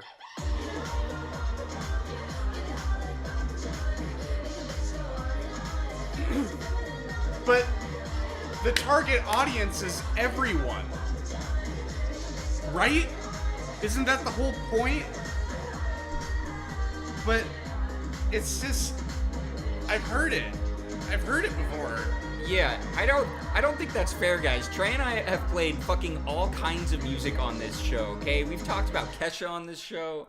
We've talked about Right, all you sorts of can pop do artists. that. We talked about Charlie XCX. It can be more interesting Like, what? in a lot of ways. Yeah, I don't think... And like Pink Pony Club, that clicks for me. Yeah, we play music that's fucked 60 years old. Do you think we're the target audience for that? We've played... You know what I mean? I don't Like- know. Like, I get that. I get, again, okay, some people can relate much, much more to, like, the Certain subject lyrics, matter yeah. of the music, for sure. And if that's what does it for you, fine. I can't argue with that. But I think there's more to a song than that, okay? I agree. Like, and even if you do relate to the subject matter more, with the exception of Pink Pony Club, it's all the, like, basic aspects of it, it feels like to me, like day-to-day shit. I don't know. Mm-hmm. And okay, there are a couple other exceptions, right? Good Luck Babe, actually, Ethan, yes, that the story in that is much more, like, there's much more Yeah, that's going very for it. specific. Yeah. Not a lot of people have gone through Right. anything like Well, that. but this song we just listened to, like, what even is the... What is this? I literally can't tell what this song is about in a way. Like, I like it at first. I like almost the way it opens, where it's like, okay, she's singing about a girl who has like a totally online relationship, and then the second she tries to escalate it, dude disappears. I can fucking relate to that scenario, can't I? Or a chick. But Or no, she does say he. You're right. yeah, Sorry. right. But then, like, I don't know, it loses its whatever, I don't know. It becomes a girl power anthem, Right. which Right. fine. That Right. but it's not interesting. Yeah. And if that's what the whole song is supposed to be like temp hold on, then I don't really get anything else out of it, you know? Yep. We're leaving the planet. You can go. Oh. That's Oh, such God. bullshit, Yeah, Stephanie. I Dude, do that not. is actually such No. bullshit, okay? We love older music we play on this show Adore. all the time. All the time. Some of Trey's favorite music is that old, and the same is true for me. We've played jazz from the 60s and the 70s, like, not even to mention 40s. rock. You did a whole thing on Pink Floyd, I mean, right? Pink Floyd's like my third favorite We band. go on and on and on. I've played Elvis on this show. Yeah, no. Like, And that's generic pop music. when At it the came time, out, yeah. maybe, sure, yeah. Yeah, I'll just Like- say she's great. I'm Oh, so less than 40 years old. We got it backwards. That's also not true. We literally just played an album that came out earlier this year. That was the first topic of our show. Like, Sure, that too. Well, and also my favorite album of all time came out 10 years ago. But she's fantastic. I'm on board the Chaperone train. She's incredibly talented. She's gonna go places. She has songs that I like a lot. But I don't think that this album is the fucking masterpiece that people will say it is. yeah. It's pretty generic. Yeah. There's good songs on it, but it's not a 10 out of 10 by any means. It's not a 9 out of 10. Yeah. I wouldn't say it's even a 7 out of 10. Yeah. Also, yeah. It's like a 6. I know it really sounds like Trey and I are shitting on this album, and I guess we kind of are. Like, we've definitely spent more time saying We're negative critiquing things than We're positive things critiquing about it. Yeah. But I think it's just because we're standing up to, like, this. Everybody loves it, I'm sorry. which that's awesome. It seems a bit, I'm glad everybody likes it. bit nuts to us. I'm not but- going to hate on anybody thinking that it's the super incredible. Yeah. But at the end of the day, like, let's get real. It's kind of a 6, maybe 7 out of 10 album. It's not. Pop album. Yeah, it's Pop fine. album. It's another pop album. It's fine. About something new. Not cool. Okay, I'm sorry. I don't mean to hurt anybody's feelings. Anyway. Like, We're on the same page. Do you agree with dude. my sentiment? We're on the Okay, same okay. page. We're also on the same page about loving Pink Pony Club. Yeah, that song rules. Yeah. So I don't know. Honestly, I kind of think we should move on. Yeah, I agree with you, Bella. Yeah, and that's good. That's good. Yeah, I know. I know I'm wrong. All right. I'm always wrong. That's okay. Let's move on. Let's pick something else. I think it's back to you, bud. All right. So, yeah, let's not alienate anybody yet. I want to talk about Chaz Jankel. Chaz Jankel. Yes. So, a little bit of an origin story here. There is a film that came out in 1986, comedy starring Val Kilmer, called Real Genius. It's a fantastic film. And there is a montage sequence within it that, even when I was a young lad, I was like, holy fucking shit, the song that's playing right now during this montage. Not only does it work so well as a montage, but the track is just great. And I have been looking for it for years and years. And, you know, eventually I just said, fuck it, and just played the movie and then Shazammed the song when it came on. And it's a song called Number One. And so, actually, yeah, here. Can you load, please?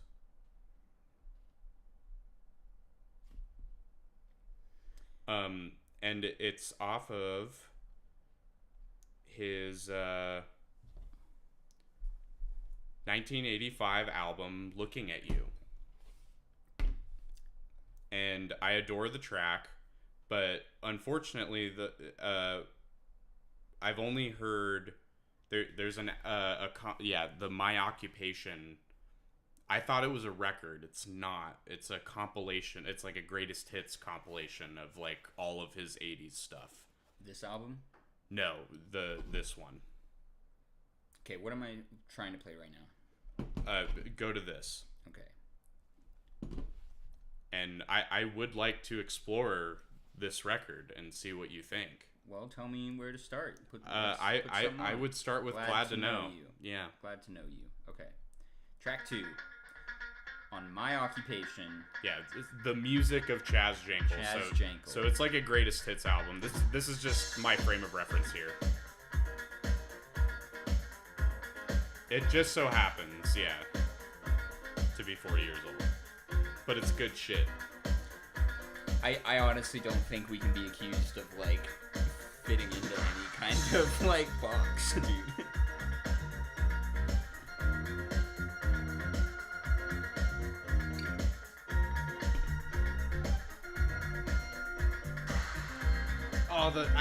They don't do that anymore. I miss that. What? The super reverb clap.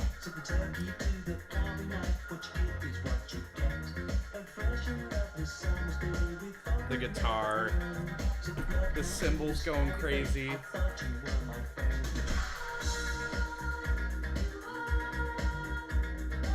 It's so energetic, but also so peaceful and lovely. And so well produced.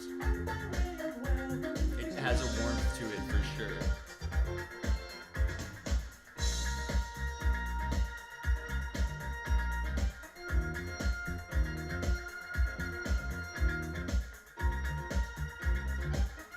Yeah, I was scared to show you also because the tracks are pretty long and they're pretty repetitive.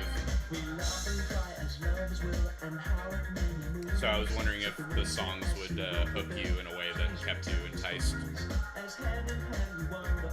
I mean, honestly, I'm not really registering the lyrics very much. I mean, fuck them. Fuck 'em, that's not what it's about. Yeah, it's got a For really me. nice kind of warm feeling to it. You know, this might sound really weird, but it reminds me of like Japanese music a little bit, like Japanese jazz, the way it's so like Yep. buttery. You know, I don't know how to. What? Oh, okay. See, that's funny that you say that In a good because way. the first time I heard this album, I listened to it all the way through. The first artist that I compared it to was Jamiroquai, and Jamiroquai very famously is.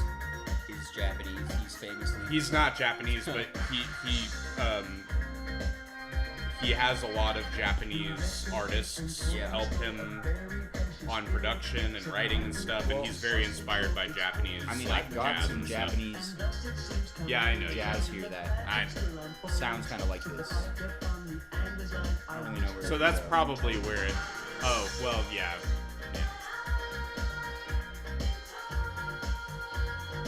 No, it's definitely a form of that's an inspiration, 100%. See, we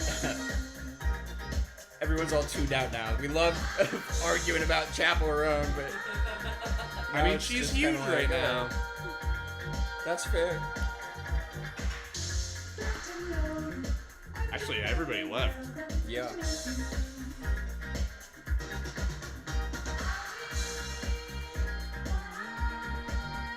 I like it.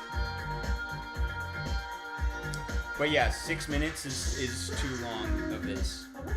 Like I would already. Yeah, I mean, I would already. this be was ready to definitely go. supposed to be played at like the club. Yeah. Bella's vocals are which I'm honestly. I mean, it's a sample. I'm honestly not gonna argue with. The vocals are way in the back. This song is not about vocals. It's a sample. Yeah. This is electronic music. No, it's not. Most of this is samples. I don't think that is what necessarily makes an electronic song. I mean, back then it That's was. electronic. Goddamn. Back then it was. When you're just taking little clips from other songs and then making it a new thing, Yeah. that's electronic music. Boom.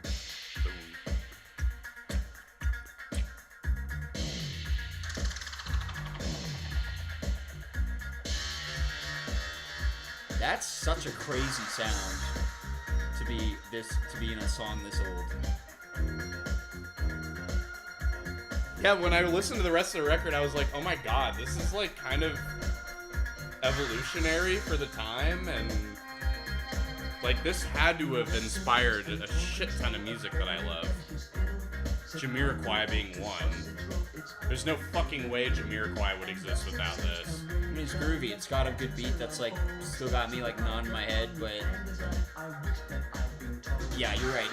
Not enough variation for me for 6 minutes. Yeah, that's fair. Like that crazy noise that came in, that could have happened at like minute 3. Sure. This song could have been over at minute 4. Sure. You know what I mean? Especially if the vocals are just samples. But like I said, you're supposed to be dancing. Right. It's Stephanie says, it's disco, baby. And that makes sense. If this was just playing in a club, yeah, it would be a great, just like, background thing to lose yourself to and not even think about. Yeah. Chilling. But this is like really well done. Yeah. I'm actually tempted to add it, even though I'm... Fuck it, I will. Whoa. That could have been worse.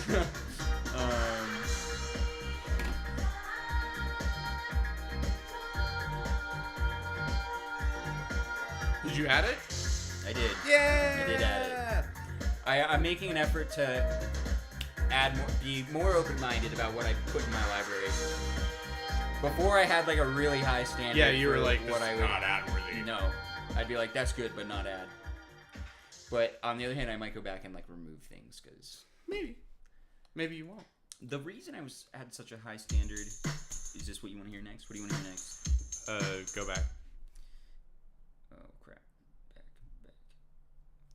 Oh, this is a really good track too. I like this beat I so far. honestly I love the whole thing. Yeah, this is smooth, good electronic music, man. So long these tracks, but I guess Because they're electronic that's songs. the disco thing. Yeah, these were supposed to be played at the club for you to like dance to and fuck around with.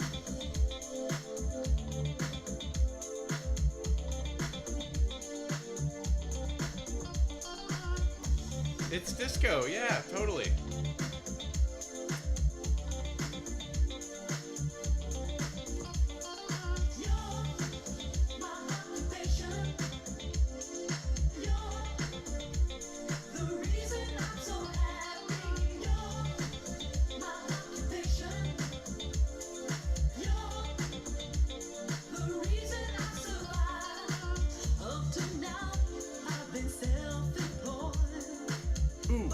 You know, I think last week we were seated farther back. Remember, we had this table pulled a lot closer.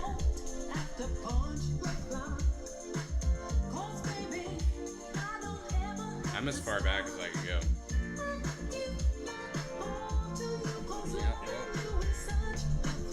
Oh god.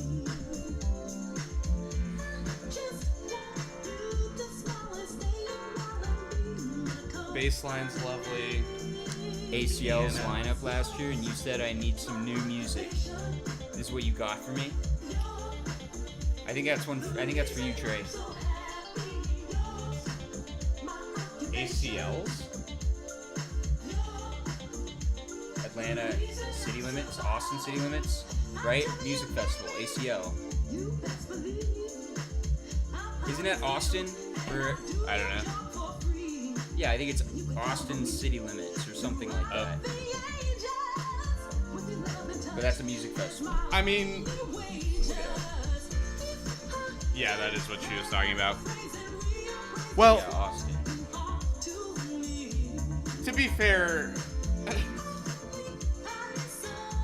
I think Reese can tell you that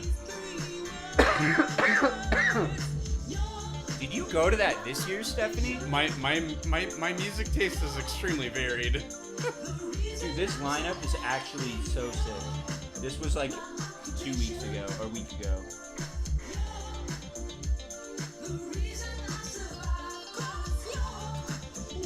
What's wrong with this?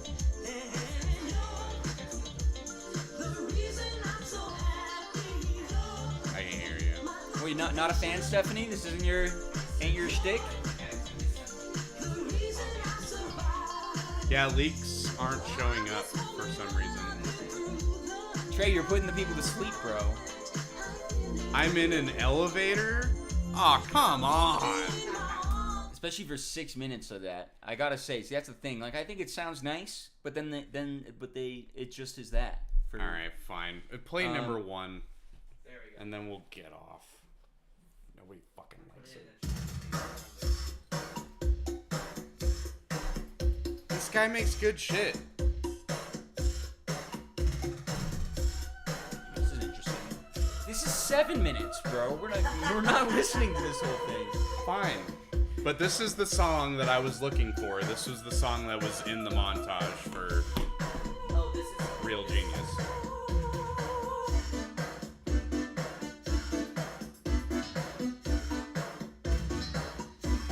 The fucking... This sounds like it would be like a random Stranger Things feature. That's the worst thing you've ever said to me. Genuinely. I didn't mean that in a bad way. That was not meant to be an insult, dude. I'm insulted. No, come on. Couldn't you see this in the background of some scene from Stranger Things where like the kids are I mean, walking it's an down 80s there? montage song. Yeah, that's what I'm saying.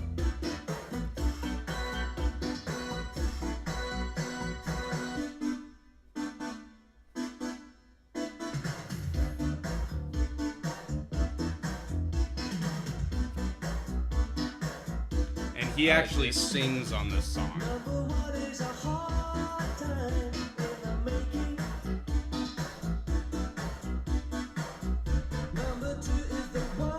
I don't know, I think it's very atmospheric. It's very of the time, which I appreciate.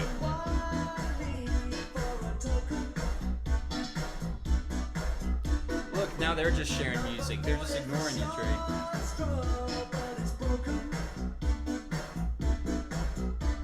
That's not all it is. It's super well produced. That's nice. Oh, I thought it would be back.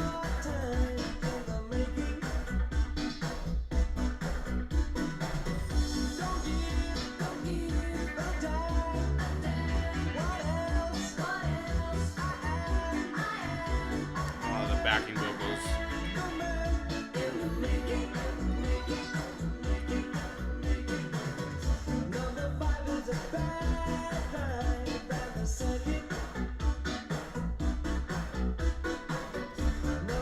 There's so much subtle hints in the production. I agree. He didn't have to go that hard. But 7 minutes, bro. It has a couple breaks. And the things that they are really just details. No, this is music made for people that pay attention.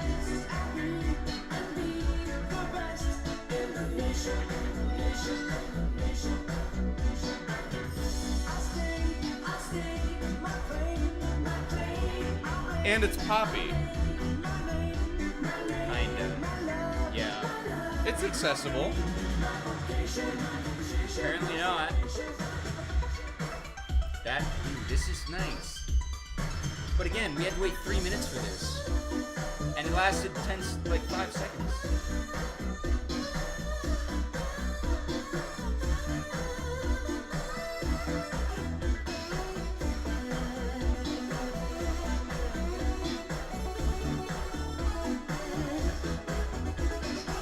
I have different music appreciation from most people, I suppose.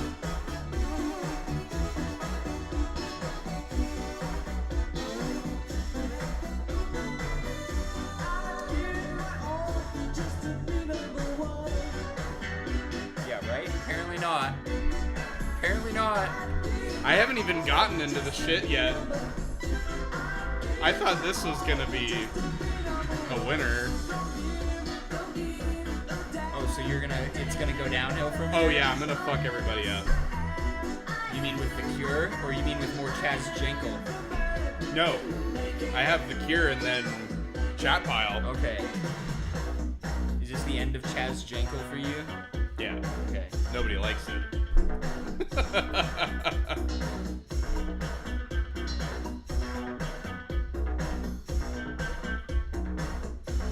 I agree with Stephanie on that part. He does pride himself on that, bro. What? A little bit. That A nobody little bit. likes my music. Well, you were 2 minutes ago when we were listening to this. You were like, "Yeah, this is music for people who pay attention." Yeah, it is. You love it, and nobody else does. You special boy. You like it. I do. I think it sounds really nice. I do like it, but It's a fucking banger. I'm not gonna add it. I'm sorry to say. That one? It's just- You like the other one more? Honestly, man, I'm probably gonna remove that one. Okay. Like, I don't know. Like, they're just so long for. They sound really good, but they but they stick in that one rut the entire time, and then like everything else is just a little bit of like seasoning on top. Yeah. And it's like, sure, the seasoning can also good be shit. pretty good, but I don't know. Because, as you know, 7 minutes to me is not a very long we song. were saying, you know how we were saying, like, what music were we comparing to, like, steak, mashed potatoes, and what else were we thinking? It was meat and potatoes. Okay, with, this song is just some really nice potatoes, but that's it.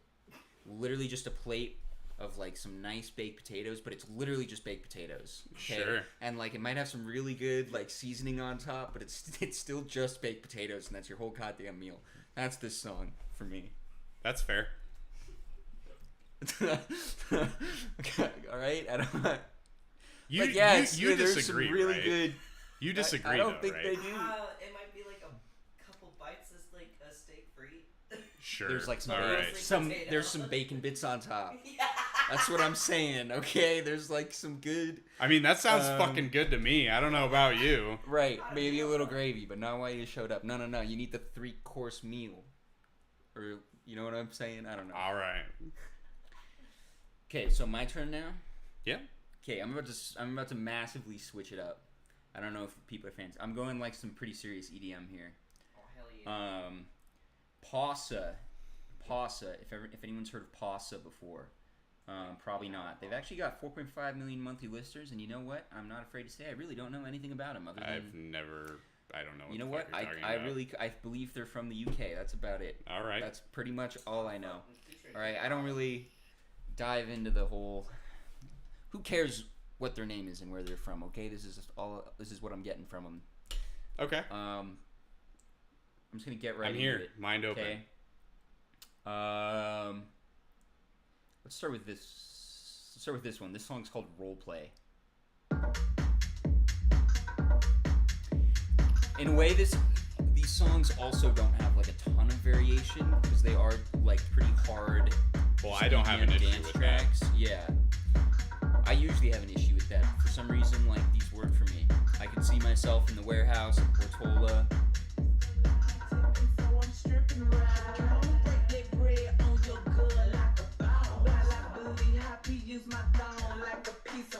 All these.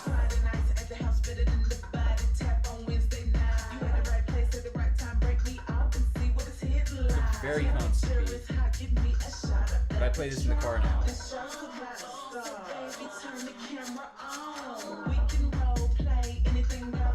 And I love the the clanky kind of bit to the beat in the back. It's like where some unique flavor comes from this, for sure.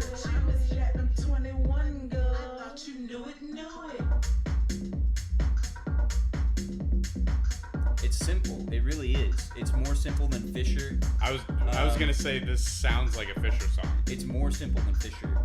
This is even less. There's less going on in this. I would say it's about as simple as Fisher. No, Fisher by is now. bare fucking bones. I disagree with that. He literally will do like 2 songs or 2 sounds for a whole But song. he will sometimes. have like big switch ups in the song. Not really. He does have some. Maybe. Like this right now. I almost don't have much to say about this, but for some reason I have nothing to say about it. Okay, great, thanks. For some reason this just, I don't know, this just works for me. It's like the right BPM. I mean, it's like- not bad. Like, I dig. Okay. It's also not super long. The next one, you're going to laugh at the sample in it Okay. a little bit, okay? All right.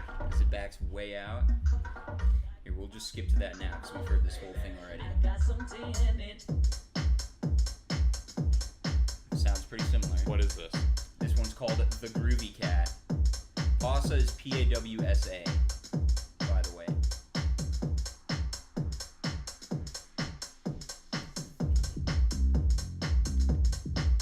This sounds more like Fisher to me. I was gonna say, honestly, if you told me this was Fisher, I This would believe sounds you. more like Fisher for sure. Super bare bones, Yeah, very bare bones. which is fine. I think I've been. It's kind of nice though. I've been looking for stuff like this more to like just work to. You know what I mean? Because like working to justice is too distracting.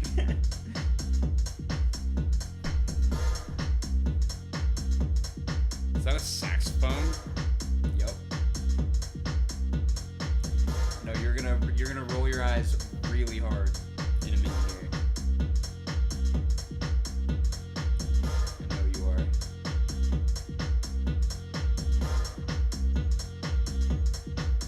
This is what we should be making with Eric. This kind of thing. You know what I'm saying?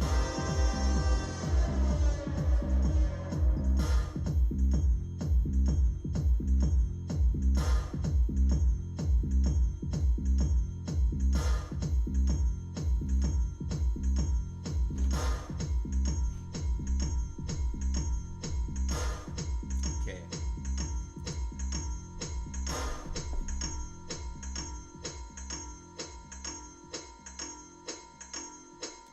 Are you liking this?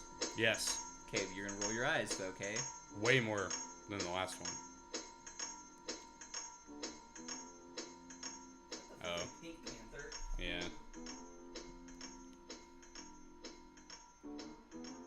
And he really embraces it for a bit.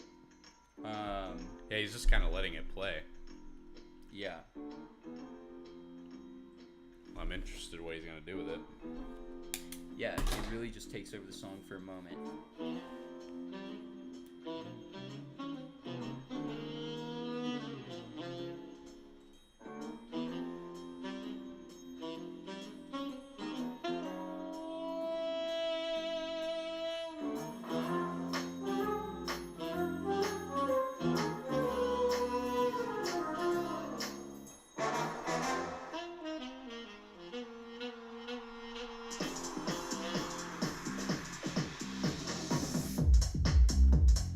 Just nothing. He didn't use it in any No, way. You're right. Well, that was fucking pointless. Yeah. Bella's shitting on it too. I mean, this part I like a lot, Yeah, it's very basic. but I thought if he was gonna go there, he would do something That's with it. fair. That's fair.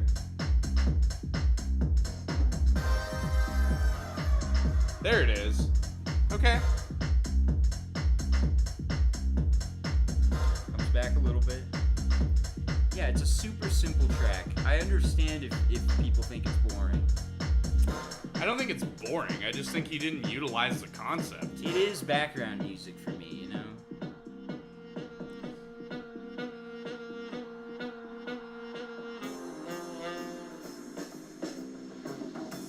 And then it just goes away. So what's the point? You know? Switching it up. Yeah, no, I know. I get you. I get you. Okay, we'll play one more. This one people might like more. This is called Pick Up the Phone, featuring Nate Dogg. No way. Is he singing? Yup. Okay. I like Nate Dogg a lot. I did save the best for last, I think.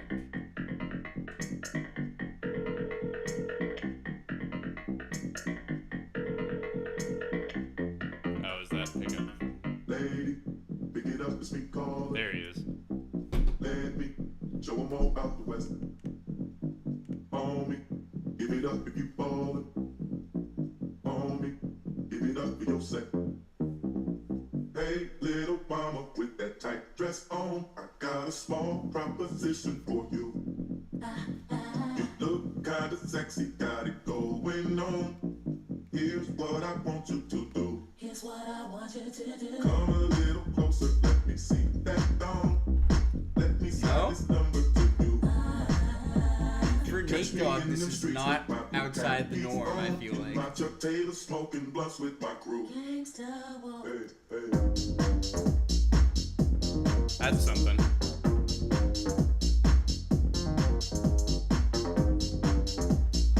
Little bit of the boots and cats and boots and cats. For sure. Hey, pick it up and speak But yeah, very nondescript. Yeah. Definitely. And Nate Dogg's inclusion is. Yeah, I think he works on this track. You heard this earlier. This sound was going earlier.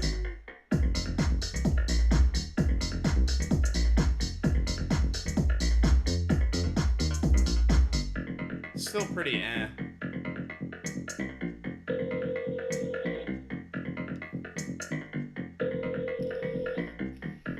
Hi, baby. Well, you know what we could do? Yeah, I'm here. Well, you've got a lot of things on your plate. Don't worry, I was up. I have all kinds of I'm shit. really sleepy though. You don't even know. I was up all night. You don't even know. Yeah. I miss you so much. It's 6 in the morning, we still going strong. And we Sputting. ran out of weed at about 2. Oh, my potato Oh, analogy. let me- meats and Big potatoes. music got these gangsters Falling stoned. behind the live a bit, I Trying think. to lay the smoke down on you. Homie, give it up if you ballin'. Homie, give it up Yeah, if this you're is the song. This is it. Yeah, even Ethan's Hey, meh. pick it up, Meh. sweet caller. That is fair. Baby, show 'em all about the West. Hey, hey. Works for me, man. That's all I gotta say. I don't know. I'm amazed by that. Per minute. That's because it's like, no, it's like background stuff. I like see it. I don't know. It works differently in my head. I don't know. That's fine. It's not shit. Cool. All right. Ethan says he's like a 12-year-old who just learned GarageBand trying to imitate Fisher. Trey likes that comment. Yeah. I know.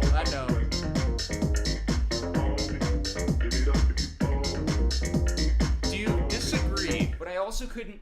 I see the point. I'm like not gonna argue with it. Like, yeah, it's very simple. They're very simple tracks. I fuck with it. But for some reason, I've been, in a club, but also like, I don't know. We had a conversation not that long ago about like the music I listen to when I'm like working, Mm-hmm. and like this like works for me because Sure. because like it has an energy that like keeps me, I don't know, in line in a way, if that makes sense, without Yeah. also like distracting me Sure. by overwhelming with a bunch of other shit that is too like interesting in a way. No, I get it. Like if like I would not want to like try to focus while listening to do you The think? End Do you think by they? Justice. Do you think they would take You that as a know. compliment?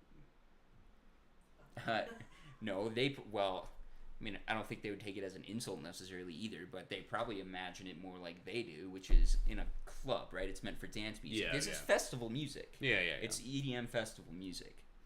And I think it could be fun live.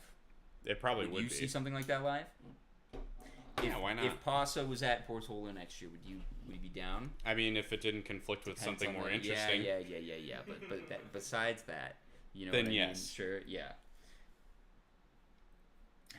All right, well, people are bored of that too. I can pass it back to you, but I think it's only going. I thought Race would like I wouldn't get your hopes very high. You want me to? I thought he'd See, my problem is I just don't listen to music. Josiah has the a way that you do. suggestion. Yeah, what? I sent it to him. I thought you would like it. I saw them live randomly one night. Is it like similar to this at all? No. It doesn't have to be. I'm just curious. Yeah, You wanna play warehouse this real at 3 quick? p.m. kind of energy. Middle of the day. Uh-huh.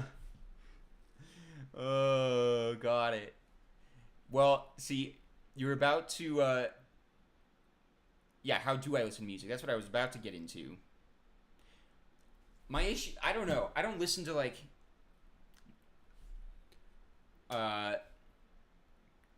Right, there's that. That's not what I mean, though. I mean, like.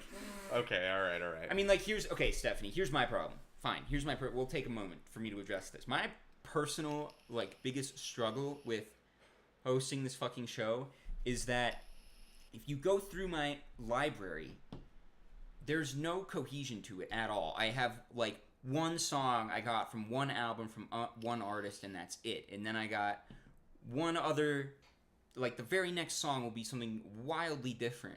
And so it's hard for me to come up with like a topic that I can stick on for 30 minutes. Like if it was me, I'd be like, hey, you want to hear a cool song? Cool. Here's a cool song. 3 minutes would go by and I'd be like, great. Now let's listen to something just completely on a different planet. And it would be like completely incoherent and there wouldn't be like much of a conversation going on most That's of why the you time. have You me. know what I'm saying?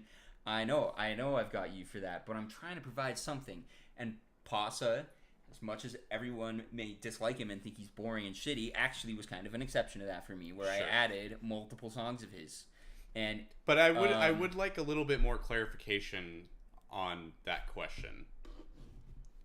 I brought that up on my own, How and then do you both, you listen to music? Like, all sorts of ways.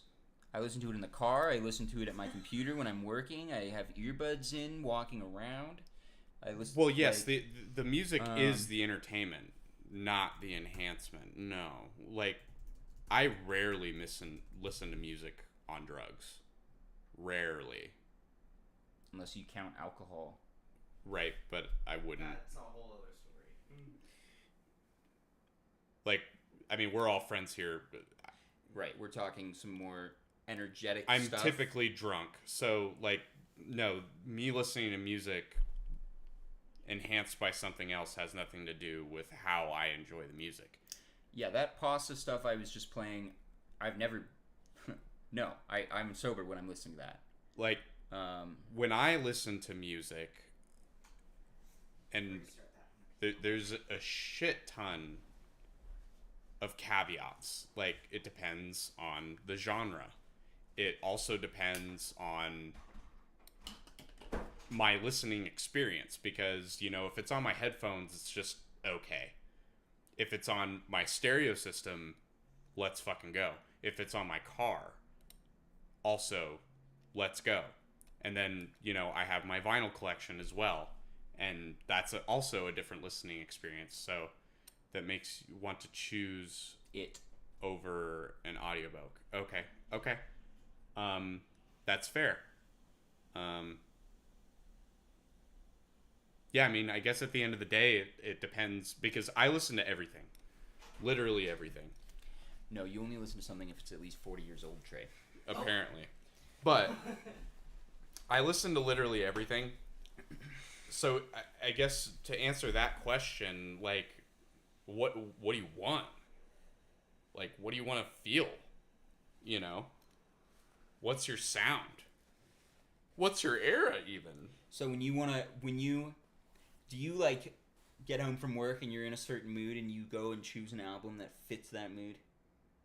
All the time. Because I usually don't.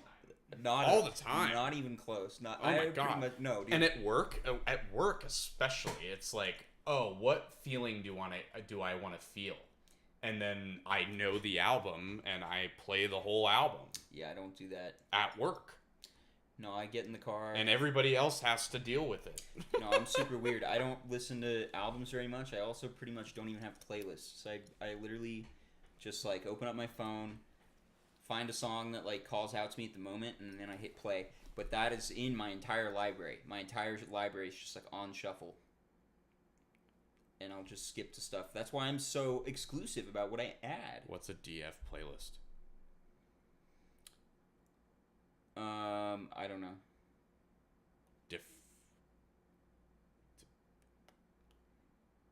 Different. Okay. A different playlist for everything, and there's room for everything. Well, yeah, sure.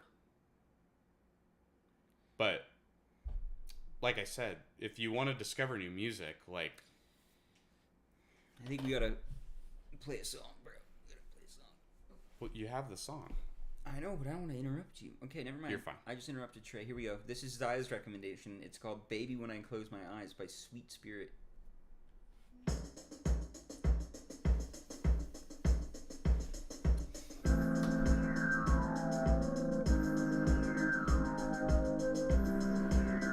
Very small musician, too.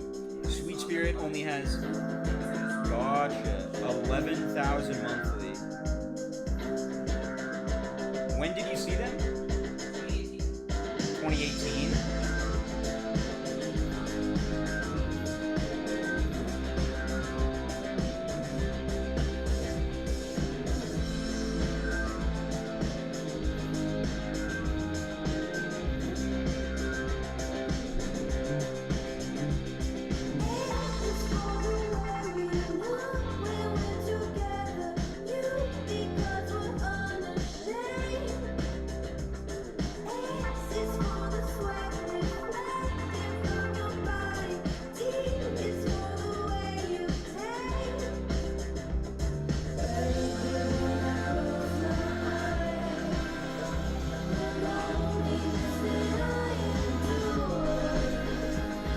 You like this because it sounds like Mother Mother.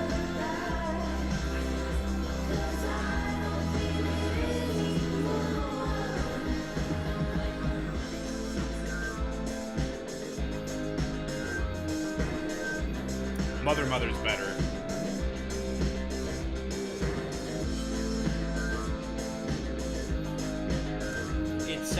It reminds me, the like things going on in the back remind me of spelling actually.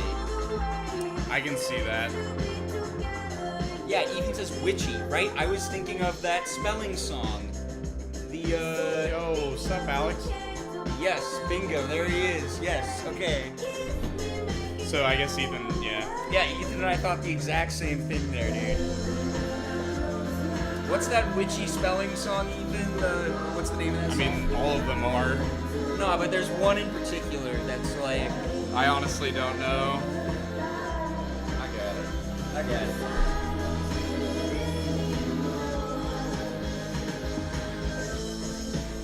It's 3 L's. Under the Sun. Yep, there. Ethan's right on it too. Yeah, okay. Good job. Yep. Yeah.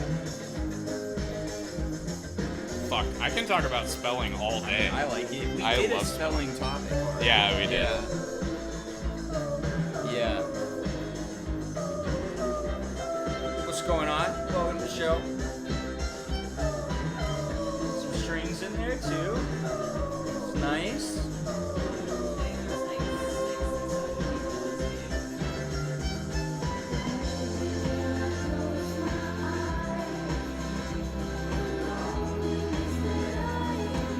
Yeah, I will say the parts where the vocals are prominent, the music itself is kind of boring. Yeah, it's not amazing. It's got some interesting little twists to it though. I agree.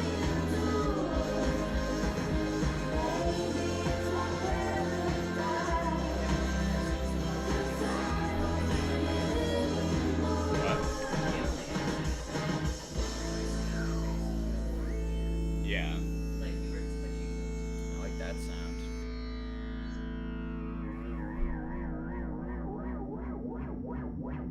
Yeah, cool track, but I would, I would never add it. It is cool. You did add it. Did I? It is their most popular track by a lot. Sweet Spirit. Baby When I Close My Eyes. There you go.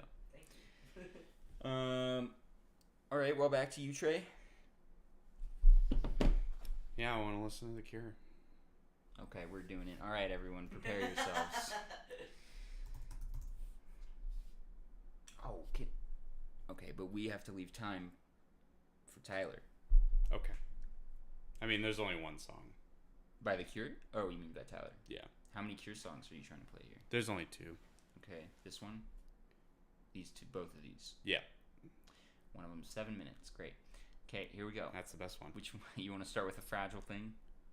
Sure, why not? But I do. Yeah, tell a story. So I want to express that. So yeah, The Cure they're one of my favorite bands of all time. They're very consistent with their quality. Their best stuff coming out in the 80s probably. Robert Smith is. I mean, he sounds exactly the same. He does not sound like he's in his 70s, which he is. And this album that's about to come out is after like a 17-year hiatus. So a lot of people are hype. Okay. That's fair. Get ready to be depressed. This is a fragile thing. The first one on this. These are probably the 2 pre-releases, right? Yeah, these are the 2 singles. Album comes out a week or 2 from now.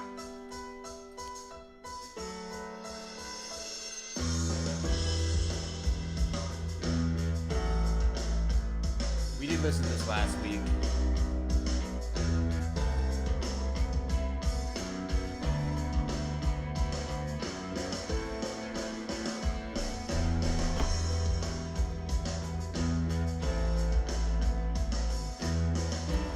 Just I'll admit I have a bias for really well done gothic sad music. Yep.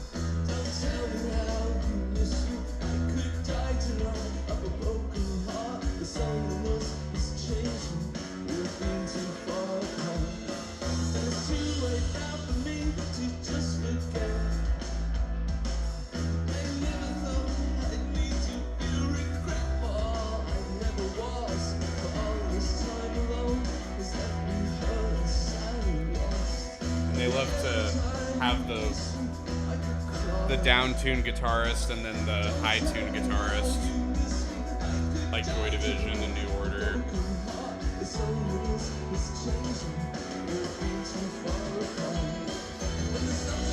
And they love their chimes.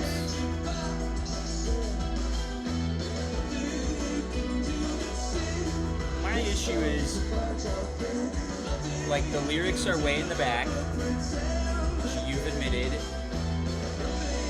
but then the instrumental is so constant that it's like the whole thing is just this constant drone of like what it is. Yeah, it's supposed to envelop you. I know, and you know it is pretty. The instrumentation is beautiful in a way, but it's monotone. It's like a monotone song. That's intentional. Yeah, not usually what I look for in music, as you know. That's fair. But it is intentional. Like at least the pasta stuff, which you could say is monotone. Like I don't know, it had to, like just for me, like the energy is what I'm looking for from that, you know. Yeah, I don't know. For me, the second that I hear something like this, like I want to swim in it mentally. Yeah. You like to be sad. No, I don't. Listen to more Chapel Roan. Nobody likes to be sad. Like this might really offend you, but I would rather listen to Chapel Roan than this. Does that bother you? How badly does that bother you? I mean, considering it's one of my favorite bands, yeah. Yeah, sorry.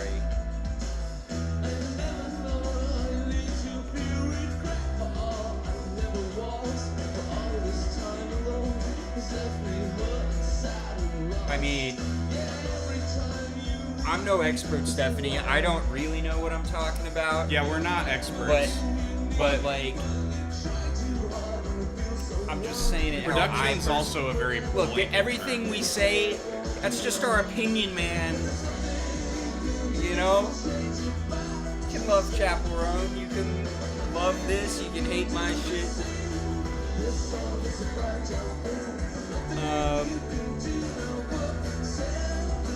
So at least where I'm coming from is that production, for the most part, has to do with how things are mixed and how they sound in terms of the intent of the artist. And that can mean a lot of things. In the context of this, you know, it's obvious that they want the bass to be really warm and soothing, and they want the vocals to be in the background. You know, that's a production element that, you know, that's an intentional thing that somebody put in there as part of the track.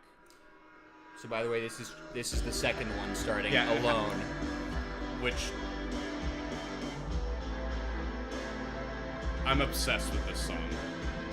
For me, like, I don't know, sometimes I feel like you really can hear a difference in just recording quality and Recording quality is part of instrumentation, it. like the quality, I don't know, just the quality of the sound. And then having like putting reverb on stuff and it's not like either of us make music, you know. No. I'd like to think I'm pretty knowledgeable. But a lot of also I think mixing is a major thing, right? Like how clear, so you know, every song has so many like layers to it. How clearly do each of those layers like stand apart from each other, or When are you're some listening to it, of the instruments like fucking with the other instruments and getting lost and like messing up some other sound. You know what I mean? And again, all of that And, like- literally is just my opinion. That's And- just I hear it and like. And does it sound super You know, I don't- clear and crisp, or does it sound like really distorted and like dark? You know, like Right. all of that comes Right. under the umbrella So of like production. listening to this song, you can already tell I'm not really a fan of The Cure. This is not my kind of music, but I will say the production on this is good because the strings are there, the drum beat is in the back, but you can still hear those light piano keys behind everything. Right, and like But so think of it this way: like the strings aren't very crisp and in your face. They're kind of like No. wispy and like Yeah. airy. And Right. They're in the background a little bit. Right. And then the drums are like really there. They're like But- super crisp. yeah, and they each play their role like well. They're well placed against each other in the recording. And then the You know, piano, is also very wispy along with the strings, which coincides with the drums and the guitar that are very in your face. I don't know why you like what you like. I mean, it comes down to what you relate to, and Yeah, I don't know how to answer that Yeah. question. I don't even know why I like what I like in a way. You know I mean, what I know why Like, I know why I like what I like, but Trey loves this because it makes him feel a certain way. Doesn't make me feel that way, apparently. I'm sorry. This gives you no feeling whatsoever. It's very pretty, Trey, but we're at 3 minutes already, and I feel like it's just been this. I'm bored, bro. I really am. Like, it is pretty, but You don't enjoy it being pretty. not the same thing for 3 minutes. And this has basically been the same thing. Yes, there are some twists, like what's coming in right now, And the right drums. there. Yeah, sure. And that's interesting for a few seconds. And he's I about to guess. sing. And that voice is going to be in the back again, isn't it? Not super perceptible, not dominant. It's mostly going to be... Actually, more dominant than the previous song, for And sure. look at the You- lyrics.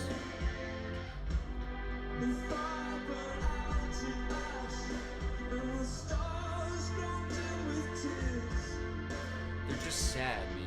They're just sad lyrics. Cold and afraid. That's the lyric. Cold and afraid.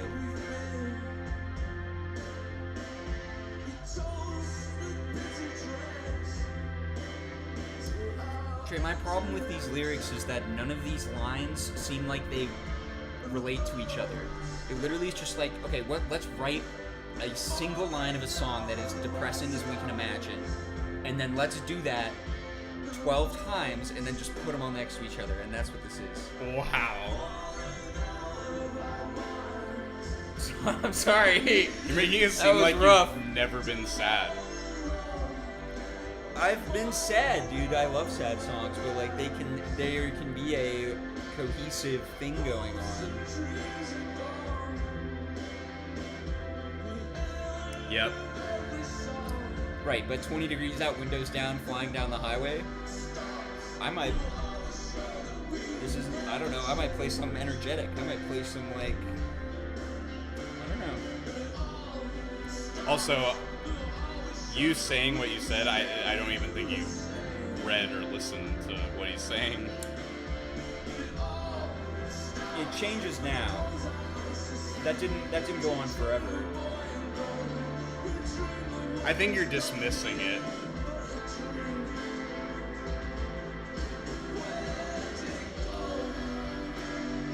Which is fine.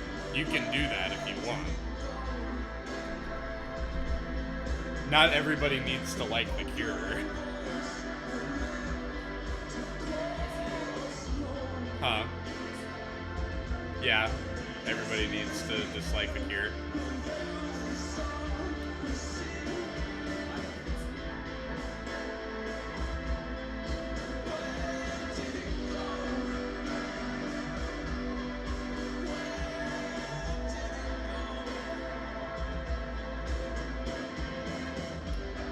Yeah, I don't know.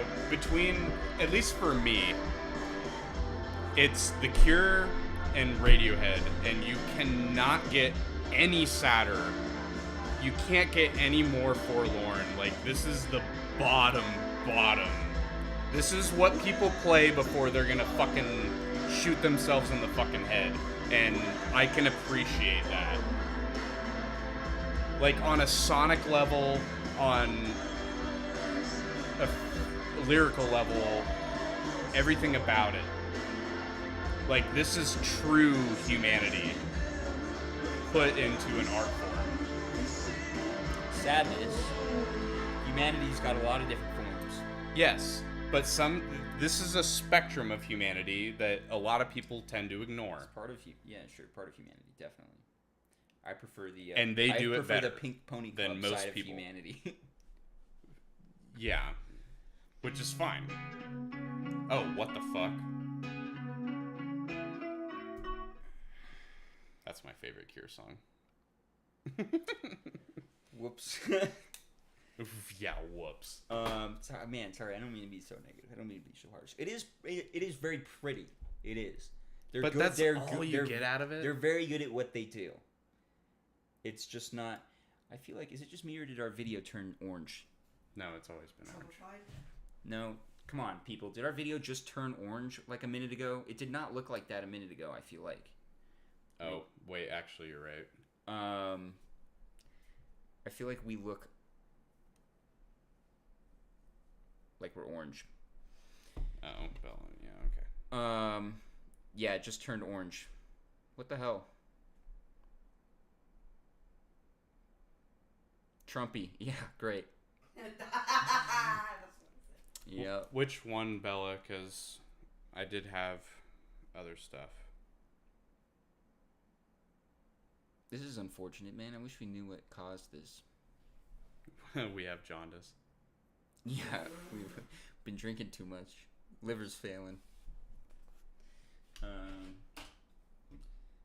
Well, okay. Well, you figure. I gotta use the restroom while you're figuring this out. Oh, I was gonna do I that. hope it doesn't come out chunky. You're not allowed to say that on streams. No, I'm just kidding. I'm always- Last dinner party. I hope they don't see us. Okay. Well, he's going pee, Hopefully not on cheese. so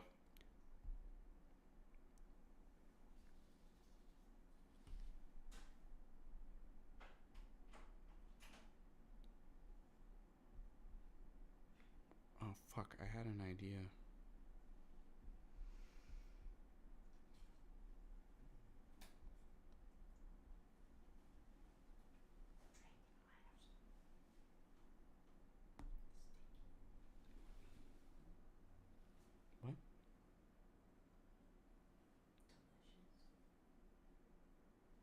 What, this? I mean, sure, it's almost gone. Oh, never mind. I don't want that. Damn it. I can't remember. That's crazy. Oh. Yeah, that'd be fun. Wait, he's peeing. I get to say hi. That's Yeah. the rule, right? Come on in. Oh, hell yeah, this is a great song. Hi, I'm Fake Reese.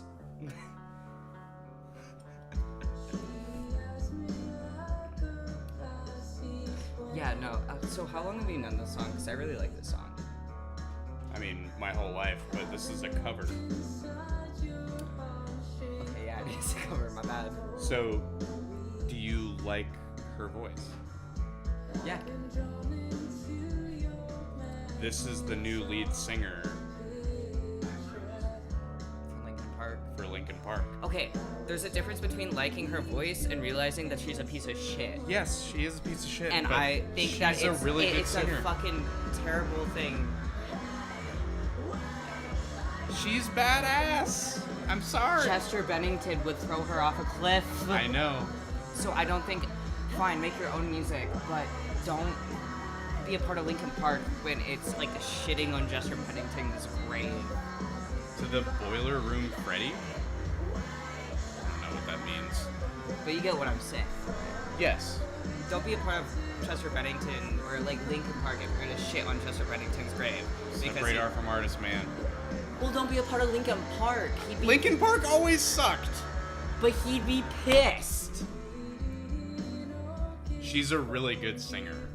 And a horrible person. And I stand by that. That's fair.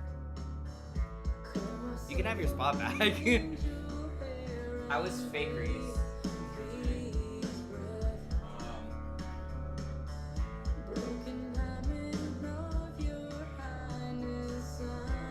We slide into this. All right.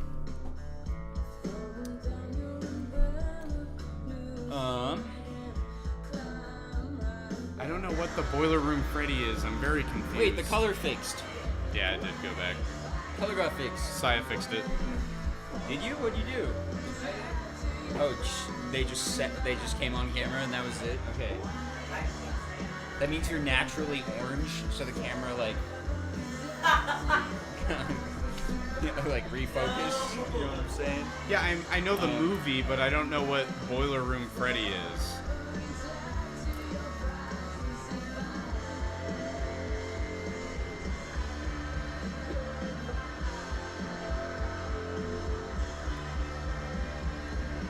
Yeah, do you like her voice? I do actually. Yeah, she's the new lead singer of Linkin Park now, I didn't know that. and a Scientologist. Yeah, that's wow. That's no bueno. No, she's a major piece of shit. That sucks. But she's a good singer. And I actually, I get it. I actually could see. I get it. I can see her voice in Linkin Park songs too. Actually, Right. It kind of does. I mean, fit have you the heard the new profile. Linkin Park songs No, with her? no, I haven't. They're, I like them, and I fucking hate Linkin Park. Are you preferring her over Chester? Yes. Wow. I'm not gonna say you're. I'm not gonna say you're wrong. Sorry, but, Linkin Park is not good. They've never been good. Just as rude. Just a rude. Oh, gotcha. Um, Yeah, it's rude, but it's true. all right. Is this what we're doing right now? Is this our topic? No, No, I were was you just showing this? I was just throwing something on I'm while happy you were to. in the All bathroom. right. That's fine. Are we gonna listen to one of the ones Bella suggested? Yeah, Bella wanted you to hear "Nothing Matters" by The Last Dinner Party, which Nothing Matters yes, which by is Metallica. no by Just The kidding. Last Dinner Party, which is somebody that Ethan suggested to both of us. I do know this song. Should we let this song play out? No, Okay. Nothing Matters by The Last Dinner Party. yeah, Ethan, you were telling me that. Oh yeah, yeah. I've heard this. Yeah. That name makes me think of. I don't know. No, they're pretty good. No, just their band name makes me think of something weird. I don't know why. For some reason, it made me think of like the fucking Donner Party. Oh, yeah, that not even kind of a little bit related.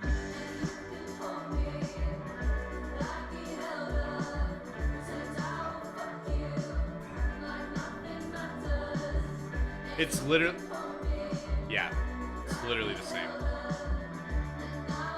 Did you hear their comment No. that this sounds like that fucking Chapel Roan song? Which one? Does it matter? I'm not sure if I'm 100% on board with that. With the chorus. A certain Chapel Roan song, maybe, but what Chapel Roan song are you talking about? I wouldn't say all Chapel Roan songs Which sound one the was same, it? actually. Which one was it where the chorus is literally the same?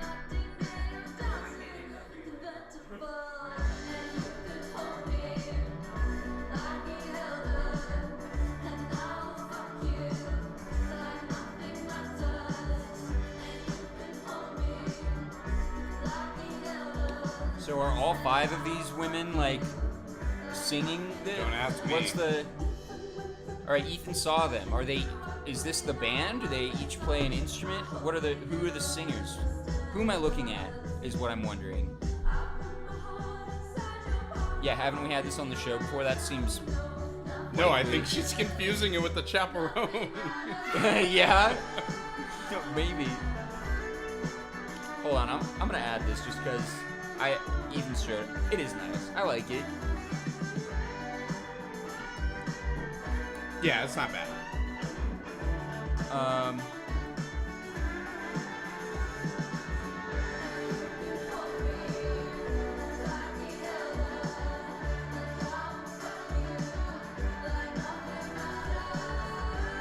What Chaperone song do you think this is?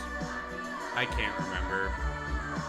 I'm tempted. I kind of want to do like a side by side if we can. You know, I want to prove our point if we can.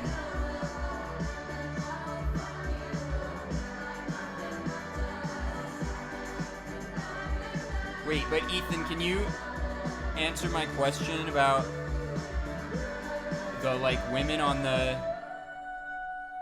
It's not Chapel. Stop it. I like really want to find the song now just so I could be like, look at that, because I feel like you're right, but I don't know what song it is that you're talking about. Probably Genghis Karma. I don't know. Just real quick.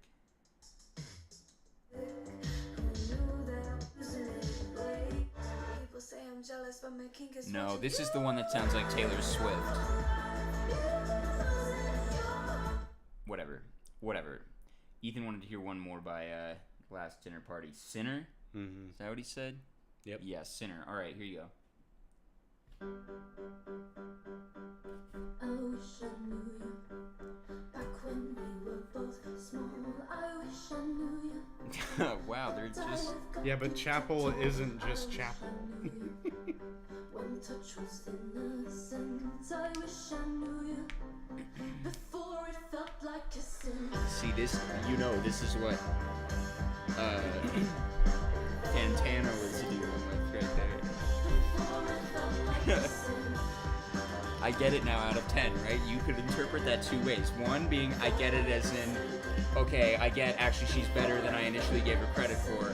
But the other way you can interpret it is, I get it. I'm not allowed to say what I want to say about this person.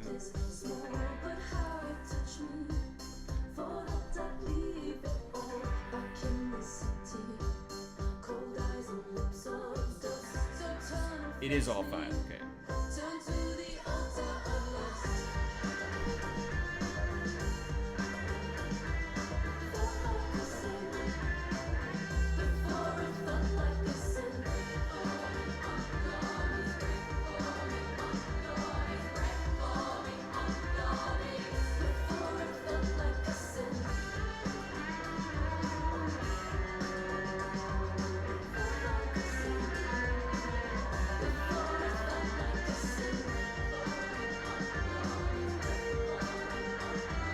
With guitars.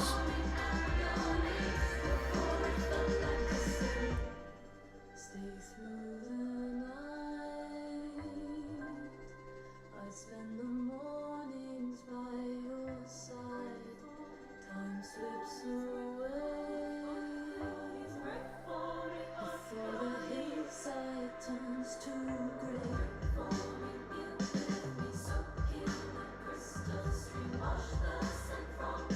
The whole album.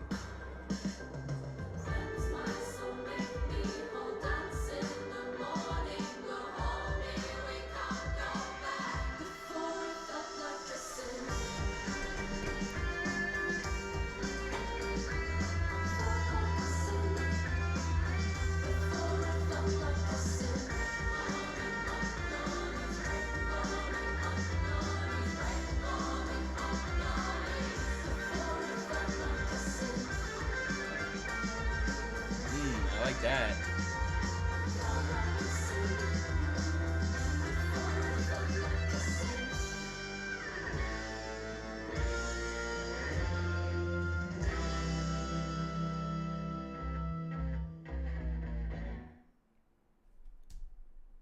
That song felt like 10 minutes. I thought it was good.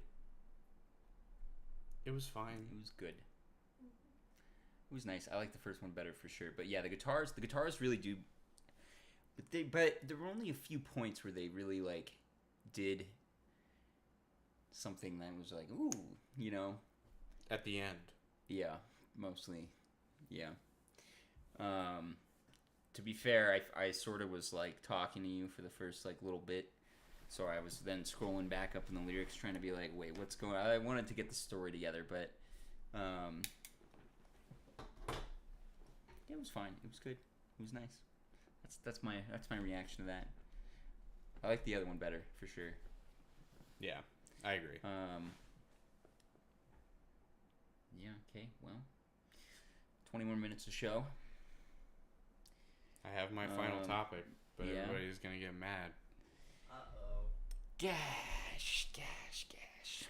Well, you know what? Before we get to that, let's address something. Let's make something known to our audience real quick.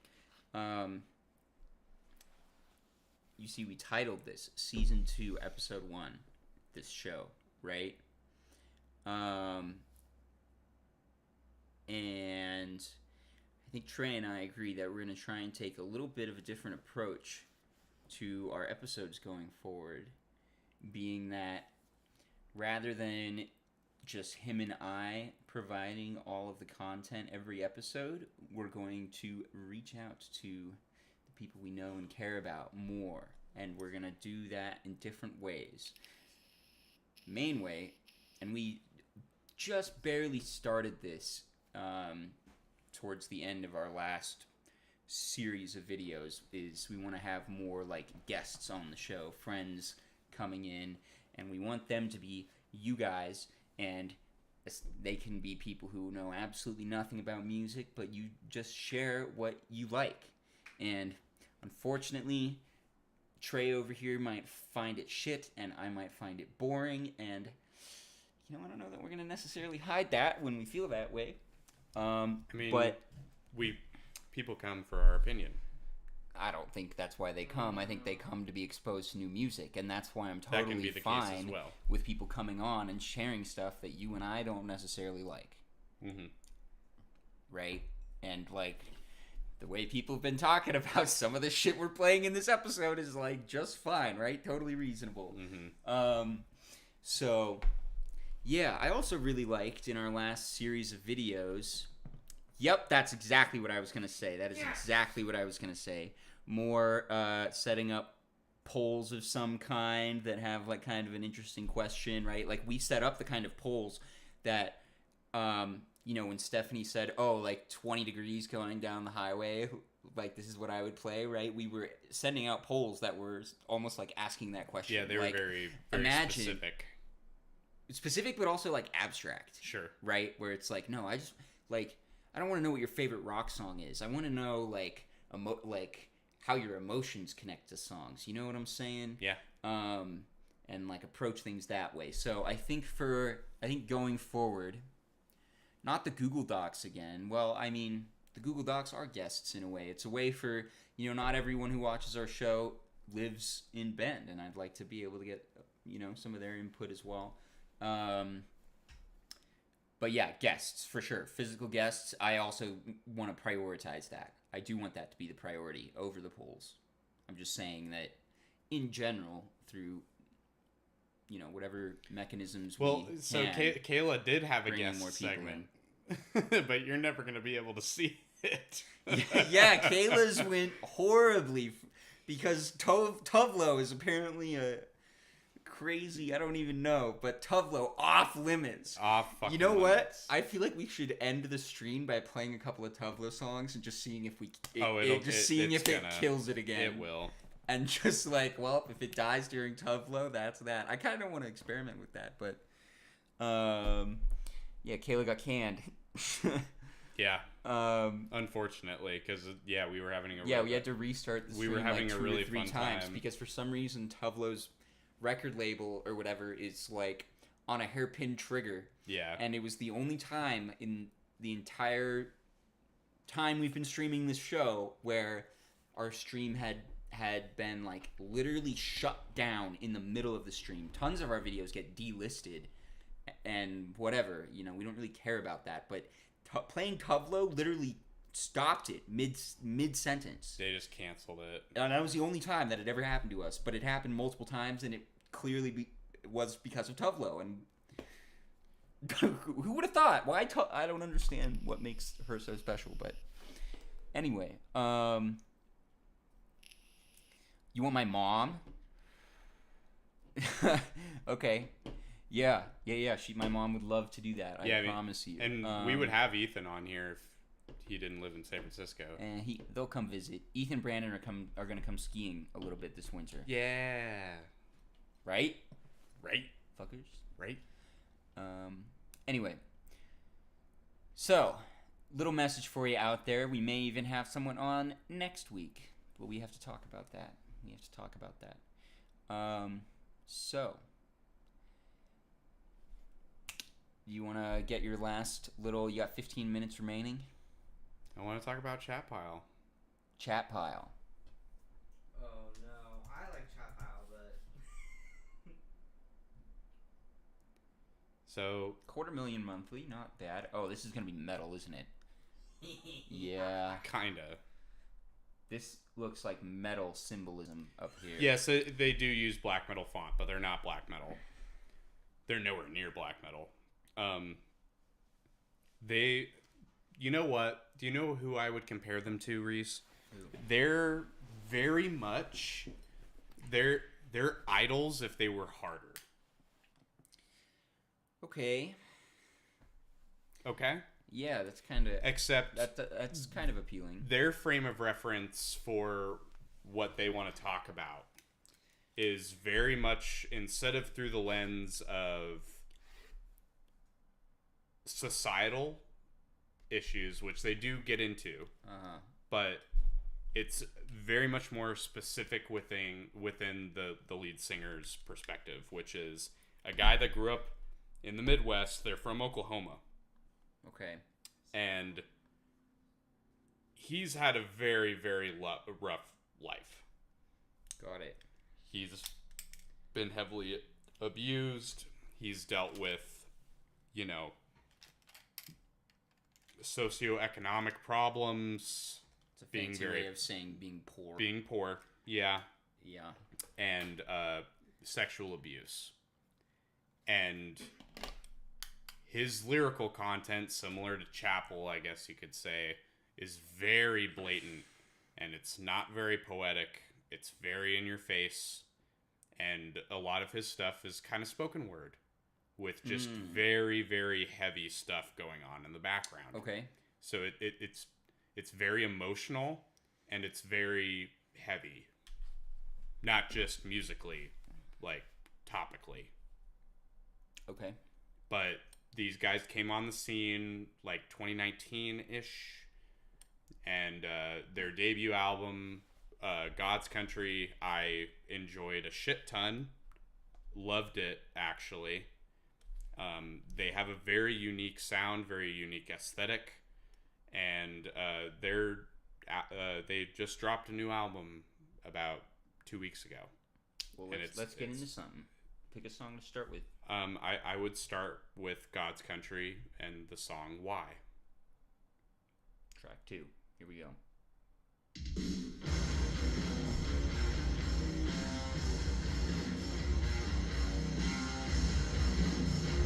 I already see the Idols comparison, but this is so much more discordant. Lyrics.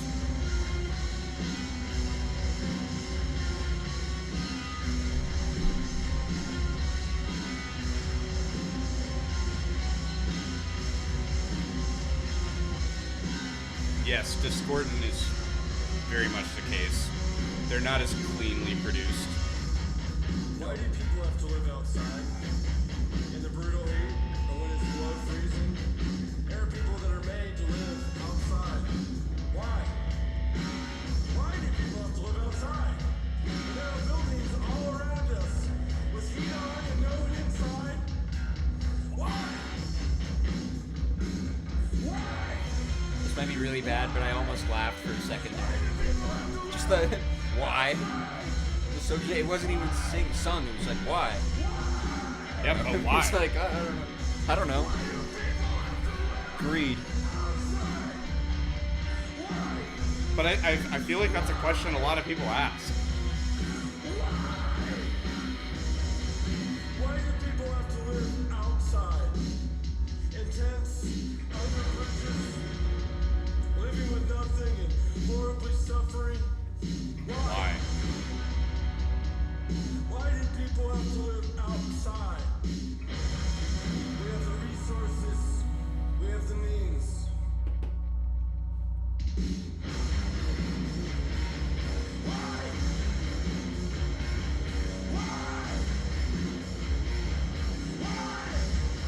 Yeah, I mean, and he's not like a great singer or anything. But He this, it's very apparent that, like, musically and lyrically, he has stuff he wants to say, and you feel it. right. It's barely a song in my mind, in a way. Like, I almost consider that a compliment. that's fine.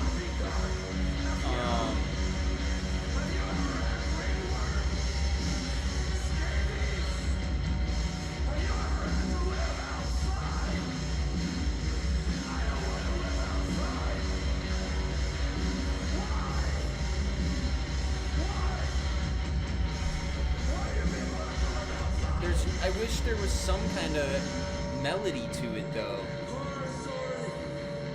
Why does it sound hicky? Because he's from Oklahoma.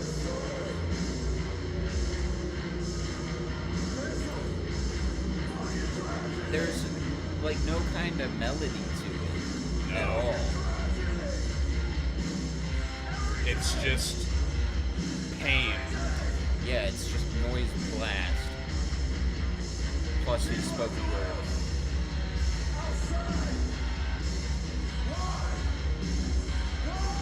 It's just feeling. Well, it's certainly a way to deliver a political message. Is Is it it a- political? Is it- people yeah, having to live yeah. outside political? Yes, it is, bro. Why? Yes, it is. He's talking about homelessness. Why? Because homeless Why? shelters are political. Housing is political. Is it? Yes, Why? Trey. It's just that's. But that's just, the that's question how the he's fucking posing. world is. But that's the question I'm he's not posing. trying to answer his question. I'm just telling you it is a political issue. But why is it It's political? It is. That's just the reality we live in. I'm not saying it's right. But why is it? Because it fucking is. Because building houses is a political issue. Housing and construction and creating free places for people to live, as he's advocating for, is a political issue, okay? I guess what And I'm if saying you is- can say, what you're saying is it's a human right and it shouldn't be political. It should just be fucking guaranteed. Pretty and I'm much. not arguing with that, but it is a fucking political issue, whether you like it or not. That's reality we live in. Sure. And like, sure, if you want to deliver, yeah, this is a political message, but it's barely guess. it's barely a song, in my in my mind. Sure. Like, it's a rant over like a cacophony. That's chat pile. Okay, fine, fair enough. Yeah, that's true. Yeah, I would like to, since we're basically out of time. Play one more chat pile song and then pick a closing track. Yeah, the closing track on God's Country. But I mean, the closing track to the show, I think, could be something not so fucking Yes, I agree. hard, you know. But grimacesmokingweed.jpg is Okay, 9-minute track. I caught you. Nope, not doing that. Trey. Don't. it's their best song. Okay, we'll listen to 4 minutes of it. Is that okay? Not really, but whatever. Bruh. Is it gonna be 9 minutes of what we just heard? No, it's worse. This is one of the most fucked up things. I think you've got... I already like this better. So far. Because it actually... There is a melody in there.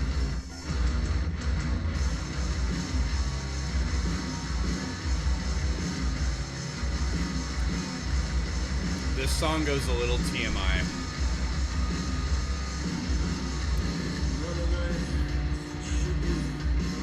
Trying to live a normal life. Okay.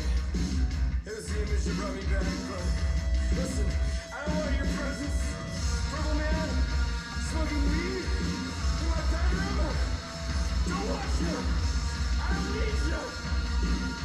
And don't think I forget. If you hurt me in the past life,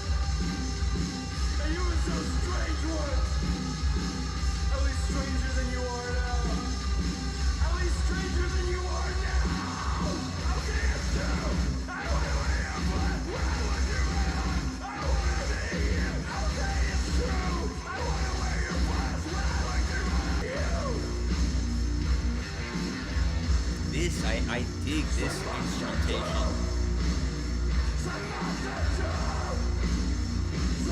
Dirty.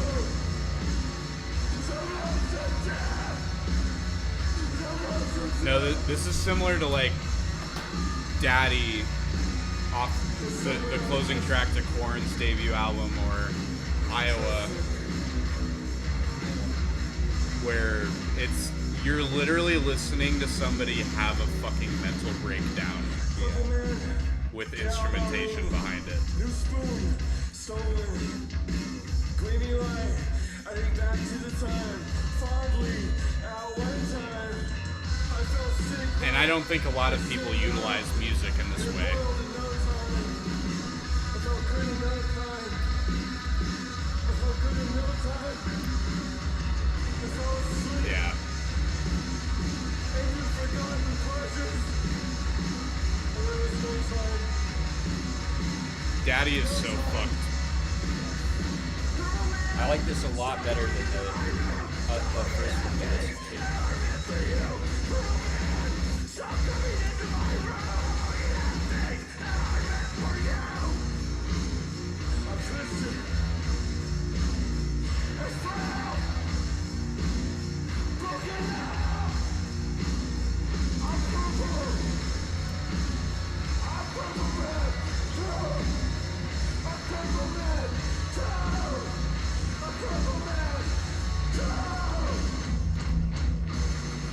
I saw some people joking that he was talking about Scott Coffin.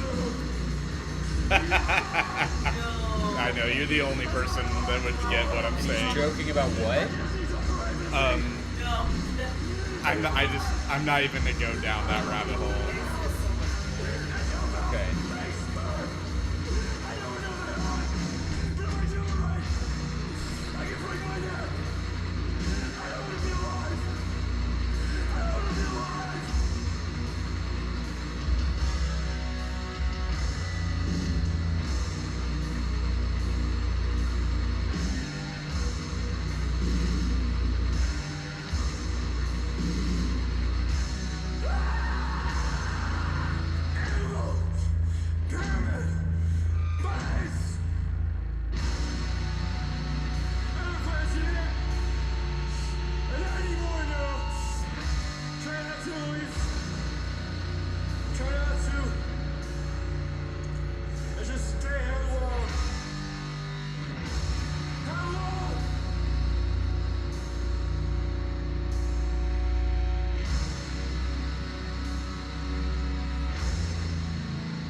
Face forward, eyes open, the void.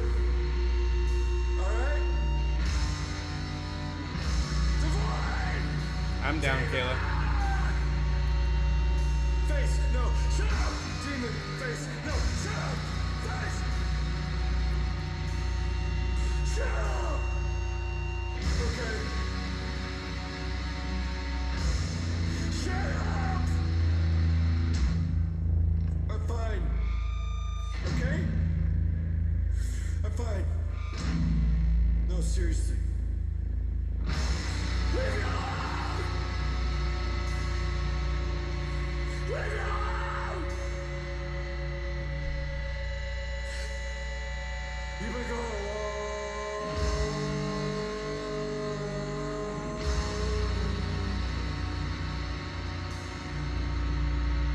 time.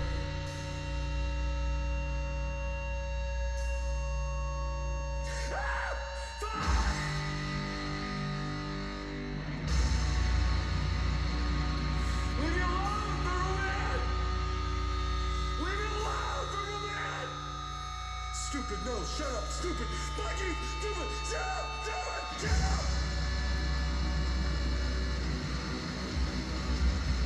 Yeah, I feel like I don't want to be alive anymore!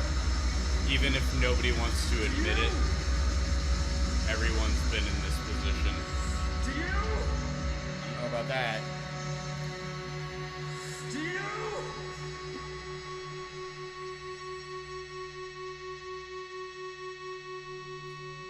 You want to finish the song? You want to play the whole thing through? All right. Stu. stupid. But you already knew that. You already knew. You weren't supposed to see this. You weren't supposed to see this.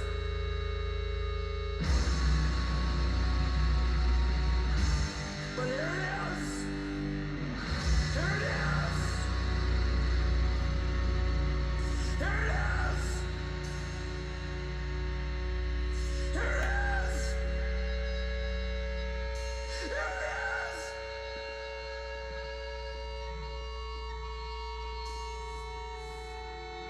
No more. No more.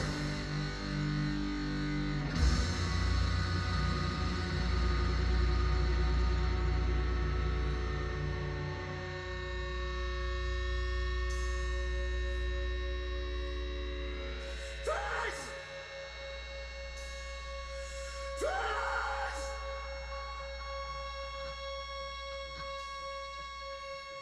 I don't want it, but here it is.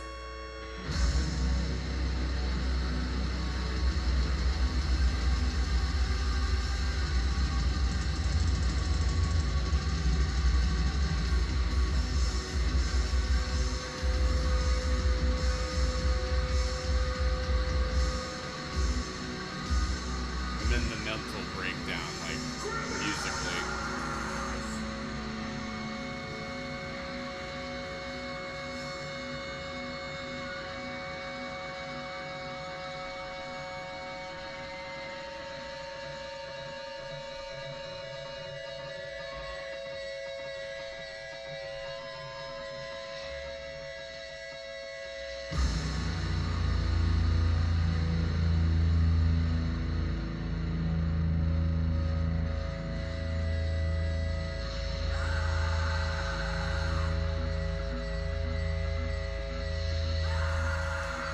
All right, well.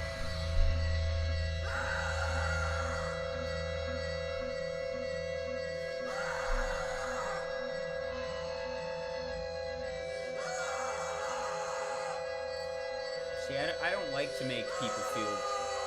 I like to make our audience happy, Trey.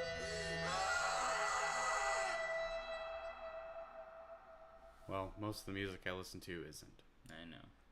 Probably shouldn't end on that note, though. Damn. We're not. Well, But I do basically. want to know your genuine thoughts. Would never add in a million years. That's not what Sorry I to asked. say.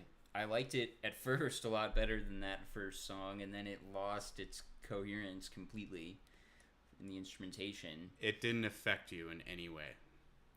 I mean, to be honest, it's not. I don't think it's as unique as you think it is.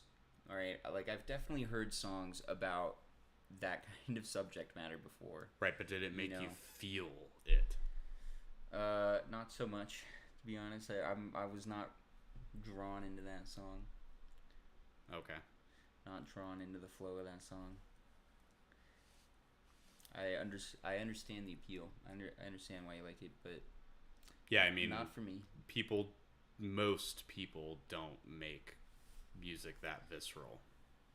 No, most people do not. That's true, but they're not totally unique. For the record, Right. Stephanie, that song came out in 2022.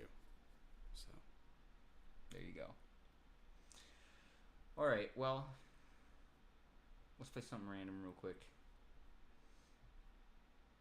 Bruno Mars. Yes.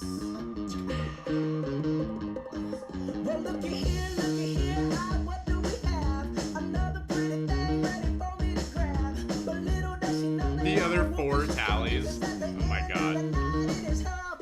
My favorite album of all time came out in 2015. Tell me, baby, please don't go away.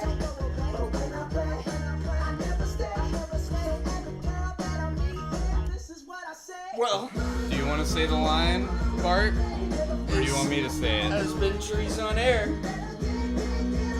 Thanks for watching. Thanks for sticking around, y'all. We're Thank happy you to for be watching. back. So happy to be back. Hey, we're back, We're man. back, baby. We're back. Going again, and we're gonna have maybe a third person on here next week. Probably. I think we gotta put some effort into mixing it up. You know what I'm saying? But the show's working again. It should be steady for a while. So I love you so. we hope we see you all next week, 6 o'clock Wednesday night. 6 o'clock Wednesday. That's the time. That's the schedule. I thought for a second though there might be a reason why I can't do Wednesday next week. Well, you better say it now. I can't remember. Well, that's kind of an important thing. Nah, we'll figure it out. We always remind you. All right. We always text you. Well, Thanks for watching. we love you all. Love y'all. Have a good night. Sleep tight. Don't let the bed bugs bite. Be